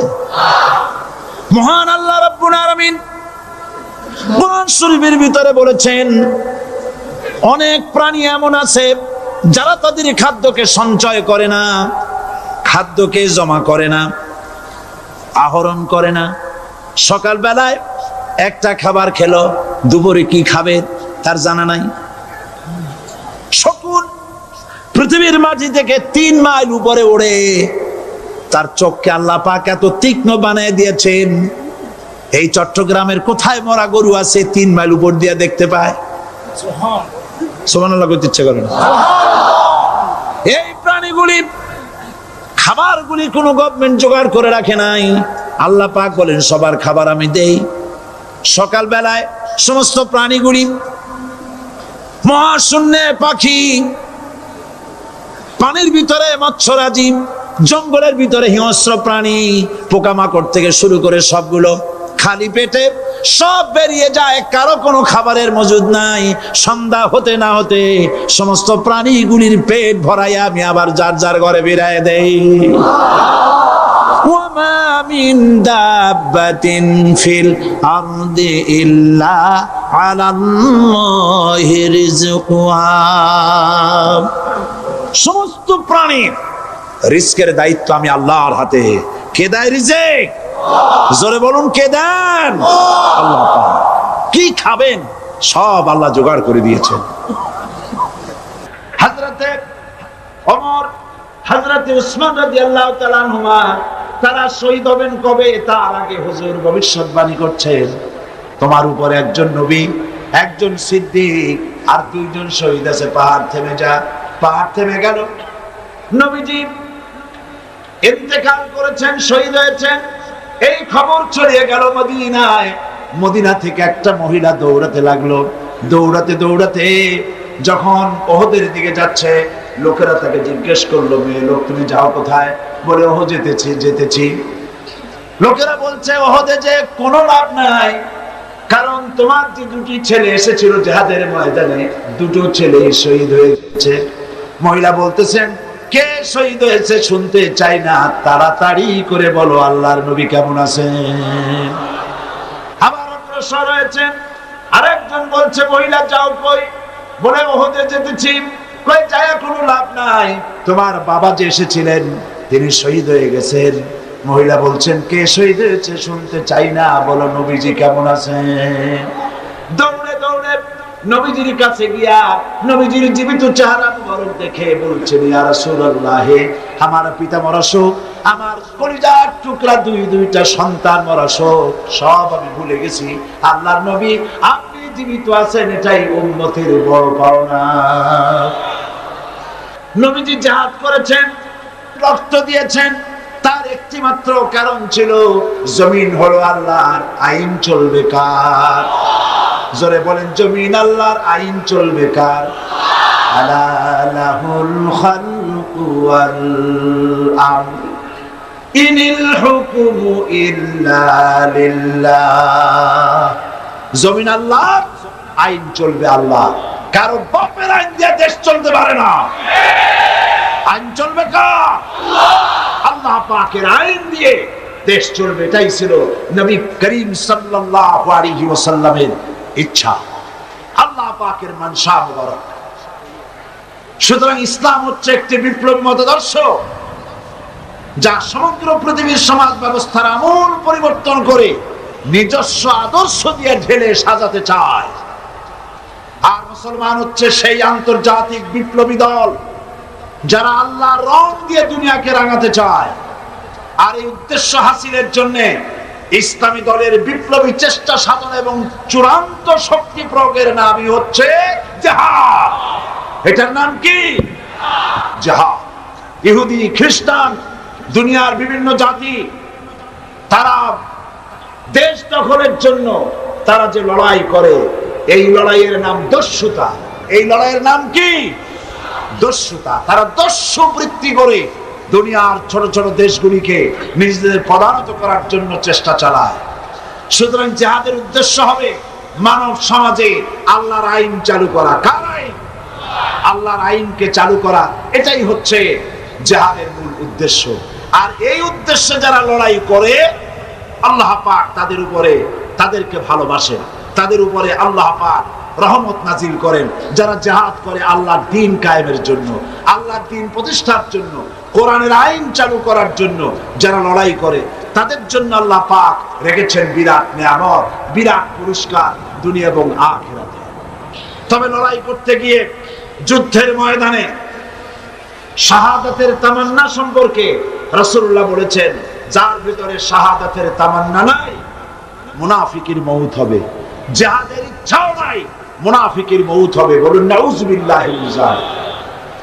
এই মুনাফিকের মউত যেন আমাদের না হয়। জিহাদ, আপনারা কি জিহাদকে ভয় পান?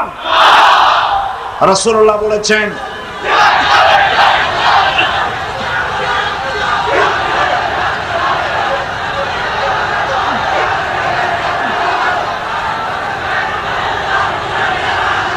রাসূল করিম সাল্লাল্লাহু আলাইহি ওয়াসাল্লাম বলেছেন, রাসূল করিম সাল্লাল্লাহু আলাইহি ওয়াসাল্লাম বলেছেন, জিহাদের ময়দানে যে ব্যক্তি শহীদ হয়, শহীদি মওতের যন্ত্রণা তোমাদের ভেতরে কেউ কাউকে চিমটি দিলে সেই চিমটি কাটায় যে যন্ত্রণা, পিঁপড়ায় কাটায় যে যন্ত্রণা, শাহাদাতের মওতের এর থেকে বেশি যন্ত্রণা কিছুই নয়। তুমি দেখতেছো বোমায় পা উড়ে গেছে, মাথা উড়ে গেছে, নাড়ি ভুড়ি বেরিয়ে গেছে, গুলিতে এফড় ওপড় হয়ে গিয়েছে, ছটফট করছে, মনে করছে অনেক যন্ত্রণা। না, কোনো যন্ত্রণা নাই। এই মৃত্যু হচ্ছে সব থেকে সেরা মৃত্যু। এই মৃত্যুর একদিকে হচ্ছে দুনিয়া, শাহাদাত হচ্ছে সেতু। এই সেতু পার হলেই আল্লাহ রাব্বুল আলামিনের সঙ্গে দিদার নসিব হয়ে যাবে। হযরতে বুখারী শরীফে এসেছে, বুখারী শরীফে এসেছে, রাসূল করিম সাল্লাল্লাহু আলাইহি ওয়াসাল্লামের হিজরতের পর আব্দুল উজ্জা নামক এক যুবক, 20 বছরের যুবক, এতিম, চাচার কাছে তিনি প্রতিপালিত হচ্ছিলেন। তিনি রাসূলের হিজরতের পর চাচার কাছে গিয়ে বলছেন, চাচা, মুহাম্মদ সাল্লাল্লাহু আলাইহি ওয়াসাল্লামের সম্পর্কে আপনার ধারণা কি? তো বলছে, তিনি তো শেষ নবী বলি তিনি বলেন, লোকেরাও বলে। আব্দুল উজ্জা বলছেন, আপনি কি মুসলমান হবেন? তিনি বলছেন, কখনোই না। ভাতিজা বলছেন, আমার তো ইচ্ছে ছিল আপনি মুসলমান হলে আমার জন্য ইসলাম কবুল করা সহজ হয়ে যায়। তা আপনি যখন ইসলাম কবুল করবেন না, তখন আপনাকে সাক্ষী রেখে আমি বলছি, আমি আর ধৈর্য ধারণ করতে পারছি না। আমি ঘোষণা করলাম, সাক্ষী আপনি থাকুন। আল্লাহকে সাক্ষী রেখে বলছি, আমি আর কাফের রইলাম না, আমি মুসলমান হয়ে গেলাম। লা ইলাহা ইল্লাল্লাহু মুহাম্মাদুর রাসূলুল্লাহ। জোরে পড়েন, লা ইলাহা ইল্লাল্লাহ, লা ইলাহা ইল্লাল্লাহ, লা ইলাহা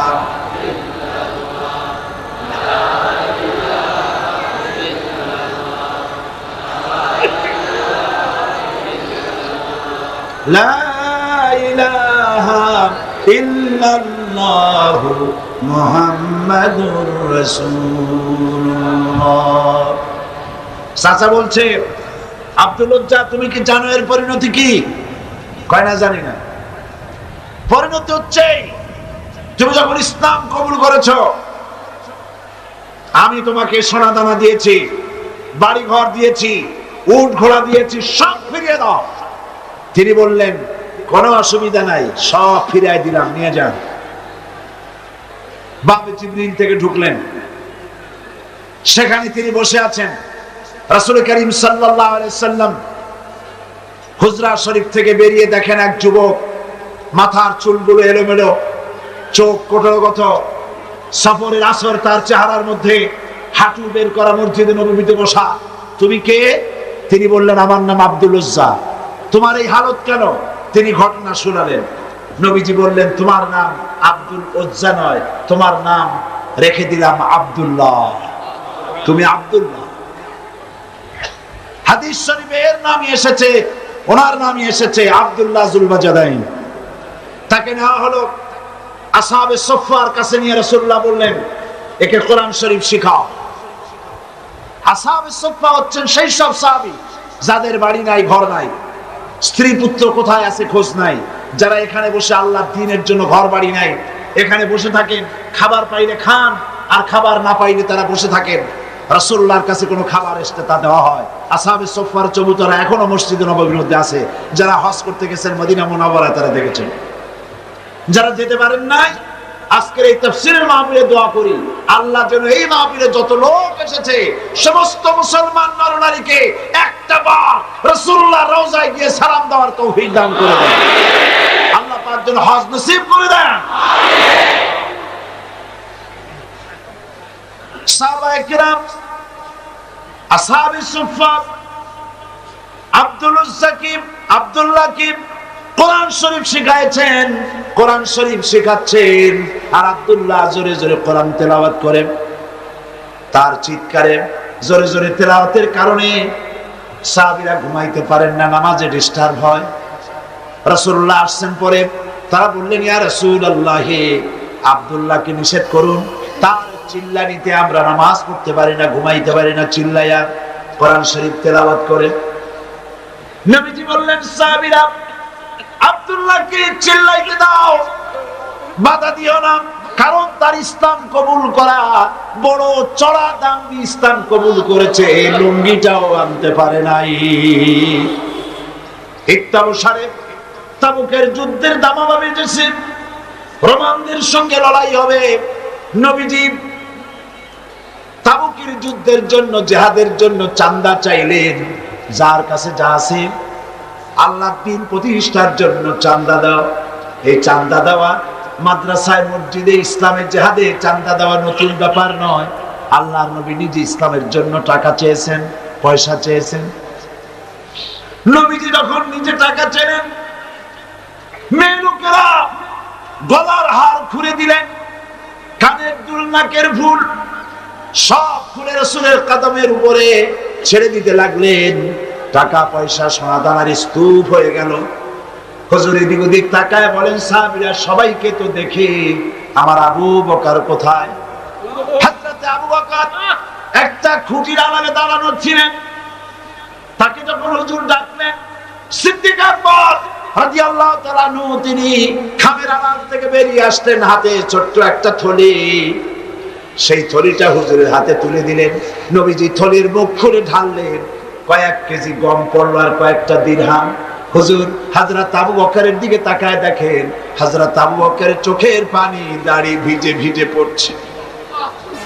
নবীজি জিজ্ঞেস করলেন, আবু বকর, আল্লাহর নবী হযরত আবু বকরের এই দৃশ্য দেখে উপস্থিত সাহাবীদেরকে বললেন, ও সাহাবীরা, তোমরা আজকে সবাই মিলে তাবুকের জিহাদের যে চাঁদা দিয়েছো, যে সাহায্য করেছো, তোমাদের সকলের দানের তুলনায় আল্লাহ পাকের কাছে আবু বকরের দানের মর্যাদা বেশি হয়ে গেছে। তারা প্রশ্ন করলেন, তা কেমনে হলো? মনে মনে চিন্তা করলেন। নবীজি তাদের মনের অবস্থা বুঝতে পেরে আল্লাহ পাকের নবী জিজ্ঞেস করলেন, অমুক অমুক সাহাবী, তোমরা কি দিয়েছো আর বাড়িতে কত আছে? সবাই বললেন, এত দিয়েছি, এত আছে। হযরত ওসমান তো বলেছিলেন, আমার জীবনের সঞ্চিত সমস্ত সম্পদের অর্ধেক এনে নবীজির কদমে হাজির করেছি, আর অর্ধেক আমার বাড়ি আছে। প্রত্যেকেই বলেছে, এত দিয়েছি, এত আছে। হযরত আবু বকরকে যখন নবীজি জিজ্ঞেস করলেন, আবু বকর, তুমি কত দিয়েছো আর বাড়িতে কত আছে? হযরত আবু বকর রাদিয়াল্লাহু তাআলা আনহু বলছেন, ইয়া রাসূলুল্লাহ, আল্লাহ রাব্বুল আলামিনের কসম করে বলি, আবু বকরের ঘরে জাগতিক সম্পদ বলতে যা বোঝায় সবটুকু এনে নবীজির কদম মুবারকে হাজির করে দিয়েছি আমার ঘরে। এখন আল্লাহ তার রাসূল ছাড়া কোনো জিনিস বাকি নাই। হযরতে আব্দুল্লাহ এই দানের অবস্থা দেখলেন, নিজে কিছুই দিতে পারেন নাই। যুদ্ধে রওনা করলেন নবীজি, ৩০,০০০ সৈন্য নিয়ে আল্লাহর নবী রওনা করেছেন তাবুকের দিকে। আর কাফের রোমান সৈন্যরা এসেছে ২ লাখ। তারা কয় লাখ? ২ লাখের প্রস্তুতি। আর রাসূল নিলে ৩০,০০০। সেনাপতি কে? মুসলমান। যারা বলো ধর্ম আর রাজনীতি আলাদা, ঈমান নষ্ট হয়ে যাবে। রাসূলুল্লাহ সেনাপতি। কিছুদূর অগ্রসর হওয়ার পর হযরত আব্দুল্লাহ জুলবাজে দেন, নবীজির কাছে এসে বলছেন, ইয়া রাসূলুল্লাহ, এই তাবুকের জিহাদের জন্য আপনার সকল সাহাবী, পুরুষ মেয়ে লোক সবাই মিলে সাহায্য করলো, কিন্তু আমার ভাগ্য খারাপ, কিছুই দিতে পারলাম না, আমার তো কিছু নাই। তবে হুজুর, আমি আপনার কাছে দোয়া চাই, আপনি আমার জন্য দোয়া করেন, আজকের এই জিহাদের ময়দানে আমি যেন আমার জীবনটা দিয়ে দিতে পারি। নবীজি বললেন, আব্দুল্লাহ, একটা ডাল থেকে একটা ডাল, একটা বাকল, একটা গাছের ছাল নিয়ে আসো। আব্দুল্লাহ গাছের একটা ছাল নিয়ে আসলেন। হুজুর, বুখারী শরীফের হাদিসে এসেছে, নবীজি ওই ছালটা নিয়ে হযরত আব্দুল্লাহর হাতে বেঁধে দিয়া বললেন, আল্লাহ, আমি আব্দুল্লাহর রক্ত কাফেরদের জন্য হারাম বানাইয়া দিলাম। হযরত আব্দুল্লাহ ডোকরে কেঁদে উঠলেন, বললেন, ইয়া রাসূলুল্লাহ, আমি চাইলাম জীবন দিতে, আর আপনি আমার রক্ত কাফেরদের জন্য হারাম করে দিলেন। নবীজি বললেন, আব্দুল্লাহ, এরপরে যদি তোমার মউত বিছানার উপরে হয়, তাবুর মধ্যে জ্বরেও যদি তোমার মউত হয়, আল্লাহ রাব্বুল আলামিন শাহাদাতের দরজা তোমারে দিয়ে দিবে। নবীজি তাবুকের মাঠে এলেন। কাফের বেঈমানেরা রাসূলুল্লাহ 30,000 সৈন্য নিয়ে আসছেন, এটা শুনে 2 লাখ ময়দান থেকে ভাগে গেছে। সুবহানাল্লাহ। জিহাদের আর সব যুদ্ধের সাহস আর হয়নি। রাসূলুল্লাহ 30,000 নিয়ে আসছে, 2 লাখ শেষ। হুজুর সেখানে আরাম ফরমালেন। কয়েকদিন পর নবীজির কাছে খবর এলো, ইয়া রাসূলুল্লাহ, আব্দুল্লাহ আজকে কদিন জ্বরে ভুগে তাবুর মধ্যে ইন্তেকাল করেছে। নবীজি বললেন, জানাজার ব্যবস্থা করো, গোসলের ব্যবস্থা করো, কাফনের ব্যবস্থা করো। কাফন গোসলের ব্যবস্থা হলো, জানাজার ব্যবস্থা হলো। নবীজি জানাজা পড়ালেন, আর এরপরে কবরের ভিতরে একজন নামলেন, পাশে একজন আলো ধরে দাঁড়িয়ে থাকলেন। কোনো হ্যাসাক লাইট নাই, বৈদ্যুতিক লাইট নাই, কোন রকম করে একটা চেরাগ টিমটিম করে জ্বলছে। গভীর রাত, কবরের ভিতরে একজন নেমেছেন, একজন একটা আলো ধরে দাঁড়িয়ে আছেন, আর 2 জনের লাশ বহন করে। আমার বন্ধুগণ, রাসূল পাক সাল্লাল্লাহু আলাইহি ওয়াসাল্লাম জিহাদের ময়দানে সাহাবায়ে কেরামদেরকে প্রস্তুত করছেন জিহাদের জন্য। সাহাবীরা তৈরি হয়েছেন, লড়াই হবে মুতার প্রান্তরে।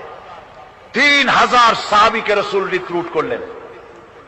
1 লক্ষ রোমান সৈন্য, তদানীন্তন পৃথিবীর সুপার পাওয়ার, সজ্জিত অস্ত্র সজ্জিত বাহিনী চলে এসেছে তারা মুতার প্রান্তরে। রাসূল 3000 তৈরি করলো, ওদিকে 1 লাখ আর এদিকে কয় হাজার। হুজুর নিজে এই জিহাদে যাননি। রাসূল পাক বললেন, এই জিহাদের ময়দানে সেনাপতির দায়িত্ব পালন করবে আমার পালক পুত্র যায়েদ। কোথায় তুমি? যায়েদ দাঁড়িয়ে গেলেন। 2 নম্বরে এই জিহাদের সেনাপতির দায়িত্ব পালন করবে আমার চাচাতো ভাই জাফর বিন আবি তালেব। কোথায়? দাঁড়িয়ে গেলেন তিনি। 3 নম্বরে দায়িত্ব পালন করবে আমার সাহাবী আব্দুল্লাহ বিন রাওয়াহা। কোথায় তুমি? তিনিও দাঁড়িয়ে গেলেন।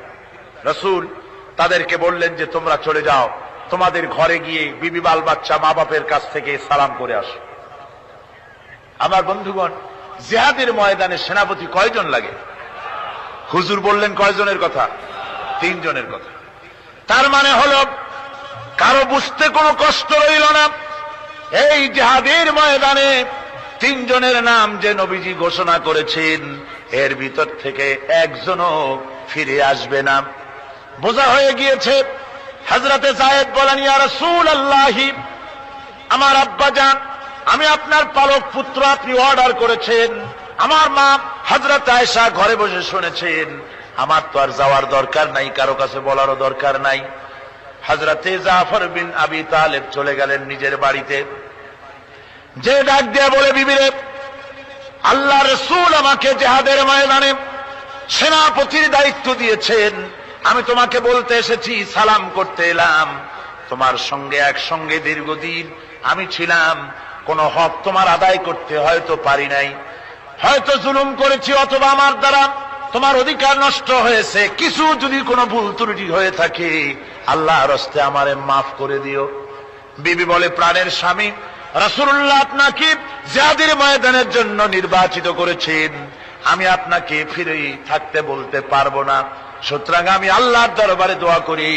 স্ত্রী হাত তুলে বলেন, রব্বুল আলামিন, আমার প্রাণের স্বামী জাফরকে জিহাদের ময়দান থেকে গাজী বানায়া আমার ঘরের ভিতরে তুমি তাকে দয়া করে ফিরাইয়া দিও। হযরতে জাফর তরবারির উল্টা পিঠ দিয়া স্ত্রীর হাতের উপরে মৃদু আঘাত করলেন আর বললেন, বিবিরে, উল্টা দোয়া করো না, উল্টা দোয়া তোমার আল্লাহর দরবারে কবুল হবে না। যেহেতু নবীজি আমার নাম 2 নম্বরে ঘোষণা করেছেন, আমার আগেও একজন আছে, পরেও আর একজন আছে। ও বিবি, নির্ঘাত ওই মুতার প্রান্তরে আমি শহীদ হয়ে যাব, জনমের মতো দেখা করতে আসলাম, এই জীবনে তোমার সাথে আমার আর দেখা হবে না। আমার বন্ধুগণ, হযরতে জাফরের স্ত্রী কাঁদতেছেন, বিবি বাচ্চাগুলা কান্দে। হযরতে জাফর বলেন, বিবি রে, এই বাচ্চাগুলি রেখে গেলাম, যেই রাস্তায় আমি জীবন দিতে যাচ্ছি, এই রাস্তায় আমার ছেলেগুলোকে তুমি তৈরি করবে। সালাম করে তিনি চললেন। বিবি কাটা কবুতরের মতো জমিনে ছটফট করতেছে, কাঁদতেছি, আর পিছনে পিছনে ছোট্ট ছোট্ট ছেলে মেয়েগুলি আব্বা আব্বা বলে চিৎকার মেরে দৌড়াতেছি। হযরতে জাফর একবারও পিছনের দিকে তাকায় দেখলেন না কারা কান্দে। হযরতে আব্দুল্লাহ বিন রাওয়াহা তিনি চলে গেলেন বাড়িতে। হযরতে আব্দুল্লাহ বিন রাওয়াহা বাড়িতে গিয়ে, সেই রাত্র ছিল তার বাসর সজ্জা, ফুল সজ্জার রাত ছিল, নতুন বিবাহ করেছেন। বাড়িতে গিয়া শোনেন বিবি কোরআনে কারীম তেলাওয়াত করতেছেন। হযরতে আব্দুল্লাহ বলেন রুমের বাইরে দাঁড়িয়ে, বিবি রে, আমি তোমার স্বামী আব্দুল্লাহ এসেছি, আমার সালাম নাও, কোরআন পড়া একটু বন্ধ করো। রাসূলুল্লাহ আমাকে জিহাদের সেনাপতি বানিয়েছেন, আমি জিহাদে যেতেছি, নতুন বিবাহ হলো, কোনো হক তোমার আদায় করতে পারি নাই, তুমি আমাকে মাফ করে দিও, আল্লাহর হস্তে আমার উপর কোনো দাবি রেখো না। বিবি বলে, প্রাণের স্বামী, কোনদিন আপনাকে দেখি নাই, কোন রকম একটু দেখেছি, আর আমি মদিনার এক সুন্দরী মেয়ে, আপনি আমাকে ভালো করে দেখলেন না। আমার প্রাণের স্বামী, একবার আপনি ঘরে আসেন। স্বামী বলে, ওগো স্ত্রী, ঘরের ভিতরে আমি যাব না, ঘরের ভিতরে গেলে বলে তোমাকে দেখলে আমার মনের ভিতরে প্রেম ডাকবে, তোমার প্রতি আমার ভালোবাসা জন্মাবে, আমি ঘরের ভিতরে ঢুকতে চাই না। স্ত্রী বলে, প্রাণের স্বামী, ঘরের ভিতরে যদি আসেন, আল্লাহর কসম আমি কোনো প্রেম নিবেদন করব না, আমি শুধু প্রাণ ভরে আপনার চেহারাটা একটা বার আমি শুধু দেখে রাখতে চাই, যাতে করে কিয়ামতের দিন লক্ষ কোটি কোটি মানুষের ভেতরে আপনাকে আমি স্বামী বলে যেন চিনে নিতে পারি। হযরতে আব্দুল্লাহ বলেন, ওগো স্ত্রী, যদি এই ইরাদা তোমার হয়, আর যদি তুমি ধৈর্য ধারণ করে থাকতে পারো, তাহলে কিয়ামতের দিন আল্লাহ রাব্বুল আলামিন আমি যার জন্য জান দিতে যেতেছি, ওই মাবুদ মেহেরবান জান্নাতের ভেতরে তোমাকে আমাকে স্বামী স্ত্রী হিসাবে পরিচয় করাইয়া দিবেন। 3000 সৈন্য নিয়ে সাহাবায়ে কেরাম আর এই সেনাপতি সব চললেন। মুতার প্রান্তরে লড়াই হলো। এই লড়াইয়ের ময়দানে হযরতে যায়েদ অনেকগুলি কাফির সৈন্যকে জাহান্নামে পাঠিয়ে দিয়ে তিনি নিজেও শহীদ হয়ে গেলেন। এবার জাফর হাতে তরবারি, আর এক হাতে ঝান্ডা নিয়ে এগোচ্ছেন সামনের দিকে। কাফেরেরা হযরত জাফরকে ঘিরে ফেলে দিল। আমার বন্ধুগণ, কাফেরেরা ঘিরে ধরে তরবারির আঘাত করলো জাফরের ডান হাতে, ডান হাত কেটে ঝুলে পড়লো। হযরত জাফর এবার বাম হাতে তরবারি উঁচু করে ধরেছেন, এবার বাম হাতে কোপ দিল ওরা। এই কাটা দুইটা হাত দিয়ে বুকের সাথে হযরতে জাফর ইসলামের পতাকাটাকে জড়ায় ধরলেন। পাশের সাহাবীকে দেখে বলেন, ও রাসূলুল্লাহর সাহাবী শোনো, আল্লাহর নবীকে আমার সালাম বলে দিও, আর শোনায়া দিও, জীবনের শেষ মুহূর্ত পর্যন্ত ইসলামের পতাকা উঁচু করে রেখেছিলাম, মাটিতে পড়তে দেই নাই। আমার মনে হয় আমি এখন শহীদ হয়ে যাব, যেহেতু আমি এখন আমার নাকের ভিতরে আল্লাহর জান্নাতের সুঘ্রাণ পেতেছি। হযরতে জাফর শহীদ হয়ে গেলেন। হযরতে আব্দুল্লাহ বিন রাওয়াহা, হযরতে আবু উবাইদা দুজনে মিলে ছুটলেন ঝান্ডা ধরার জন্য।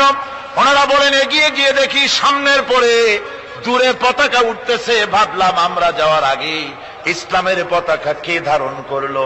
কাছে গিয়ে দেখি হযরতে জাফরের ডান হাত কাটা, বাম হাত কাটা, দুইটা পা কাটা, দেহটা একদিকে পড়ে আছে, আর শুধু মাথাটা এক পাশে পড়ে থেকে ইসলামের পতাকা কামড়ায় ধরে উঁচু করে রেখে দিয়েছে। আমার বন্ধুগণ, হযরতে আবু উবাইদা বলেন, আমি হযরতে সাদের, হযরতে জাফরের হাত পা মাথা মস্তক একত্রিত করে তার পা থেকে শুরু করে মাথা পর্যন্ত চুমা খাইলাম, তাকে জানাজা করে দাফন করে রাখলাম কবরের ভিতরে। রাতের বেলায় স্বপ্নে দেখি হযরতে জাফর আল্লাহর জান্নাতের ভিতরে ফেরেশতাদের সঙ্গে উড়ে বেড়াতেছেন। আমি জিজ্ঞেস করলাম, ও জাফর, আল্লাহ তোমার সাথে কি ব্যবহার করেছেন? হযরতে জাফর বলেছেন, ওগো আবু উবাইদা, আল্লাহ রাব্বুল আলামিন আমাকে বলেছেন, জাফর রে, আমি তোমার শাহাদাতে খুশি হয়েছি, তোমার কাছে তুমি আমার কাছে আর কি চাও? হযরতে জাফর বলেন, আয় আল্লাহ পাক, কিচ্ছু চাই না, শুধু একটা দাবি, দুনিয়ায় তুমি মেহেরবানি করে আমাকে পাঠায়া দাও আর একবার যদি যেতে পারি, তাহলে তোমার দুনিয়ার বুকে তোমার দিন কায়েমের জন্য কাফেরদের বিরুদ্ধে লড়াই করে আমার জীবনটা আর একবার দিয়ে আসি।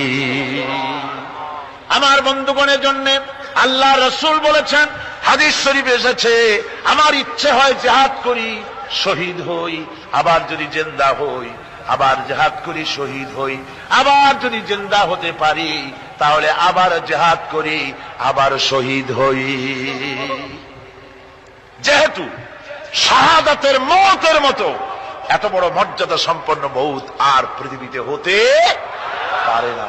আমার ভাইরা, ইসলামের জন্য জান দেওয়ার জন্য, মাল দেওয়ার জন্য সাহাবায়ে কেরাম এভাবে প্রস্তুত ছিলেন। নিজেদের জীবন তারা আল্লাহর সামনে নজরানা পেশ করেছেন, শহীদ হয়েছেন, আল্লাহ দ্বীন কায়েমের জন্য তারা প্রচেষ্টা করেছেন। আল্লাহর পথে যারা জিহাদ করার সিদ্ধান্ত নেন, মহান আল্লাহ স্বয়ং তাদের সাহায্য করেন। যুগে যুগে আমরা এর প্রমাণ পেয়েছি, আর তাই মুসলমানরা কাফেরদের উপর বরাবর বিজয়ী হয়েছে। এই ইসলামকে প্রতিষ্ঠিত করার জন্য প্রয়োজন রয়েছে জিহাদের। কিসের প্রয়োজন? কিসের? জিহাদের প্রয়োজন। সেই জিহাদ করতে কি আপনারা তৈরি আছেন? জিহাদের জন্য তৈরি আছেন? সেই জিহাদ কিন্তু সেই জিহাদ মানে কি? সেই জিহাদের আবার অপব্যাখ্যা করা হয়েছে। জিহাদের অপব্যাখ্যা করা হয়েছে এইভাবে যে, ওয়ালাকিন কলমদার কাফে দুশমনাস, দুশমনের হাতে কলম ছিল, ওরা যেমন খুশি আমাদের ইতিহাসকে চিত্রিত করেছে। ওরা বলেছে ইসলামের ইতিহাস থেকে তরবারি আর রক্তের গন্ধ আসে, কিন্তু আসলে জিহাদের অর্থ তো তরবারির যুদ্ধ নয়। জিহাদের অর্থ হচ্ছে যে কোনো উদ্দেশ্যকে সফলতায় পর্যবসিত করার জন্য যে প্রাণান্তকর প্রচেষ্টা করা হয়, ওই প্রচেষ্টার আরবি নাম হচ্ছে জিহাদ। আর যুদ্ধ তার আরবি হচ্ছে হার্ব। যুদ্ধের আরবি কি? হার্ব, ওয়ার। ইংরেজিতে ওয়ার, আরবিতে হার্ব। আর জিহাদ যেটাকে বলা হয়েছে, ওটা হচ্ছে যে কোনো উদ্দেশ্যকে সফলতায় পৌঁছে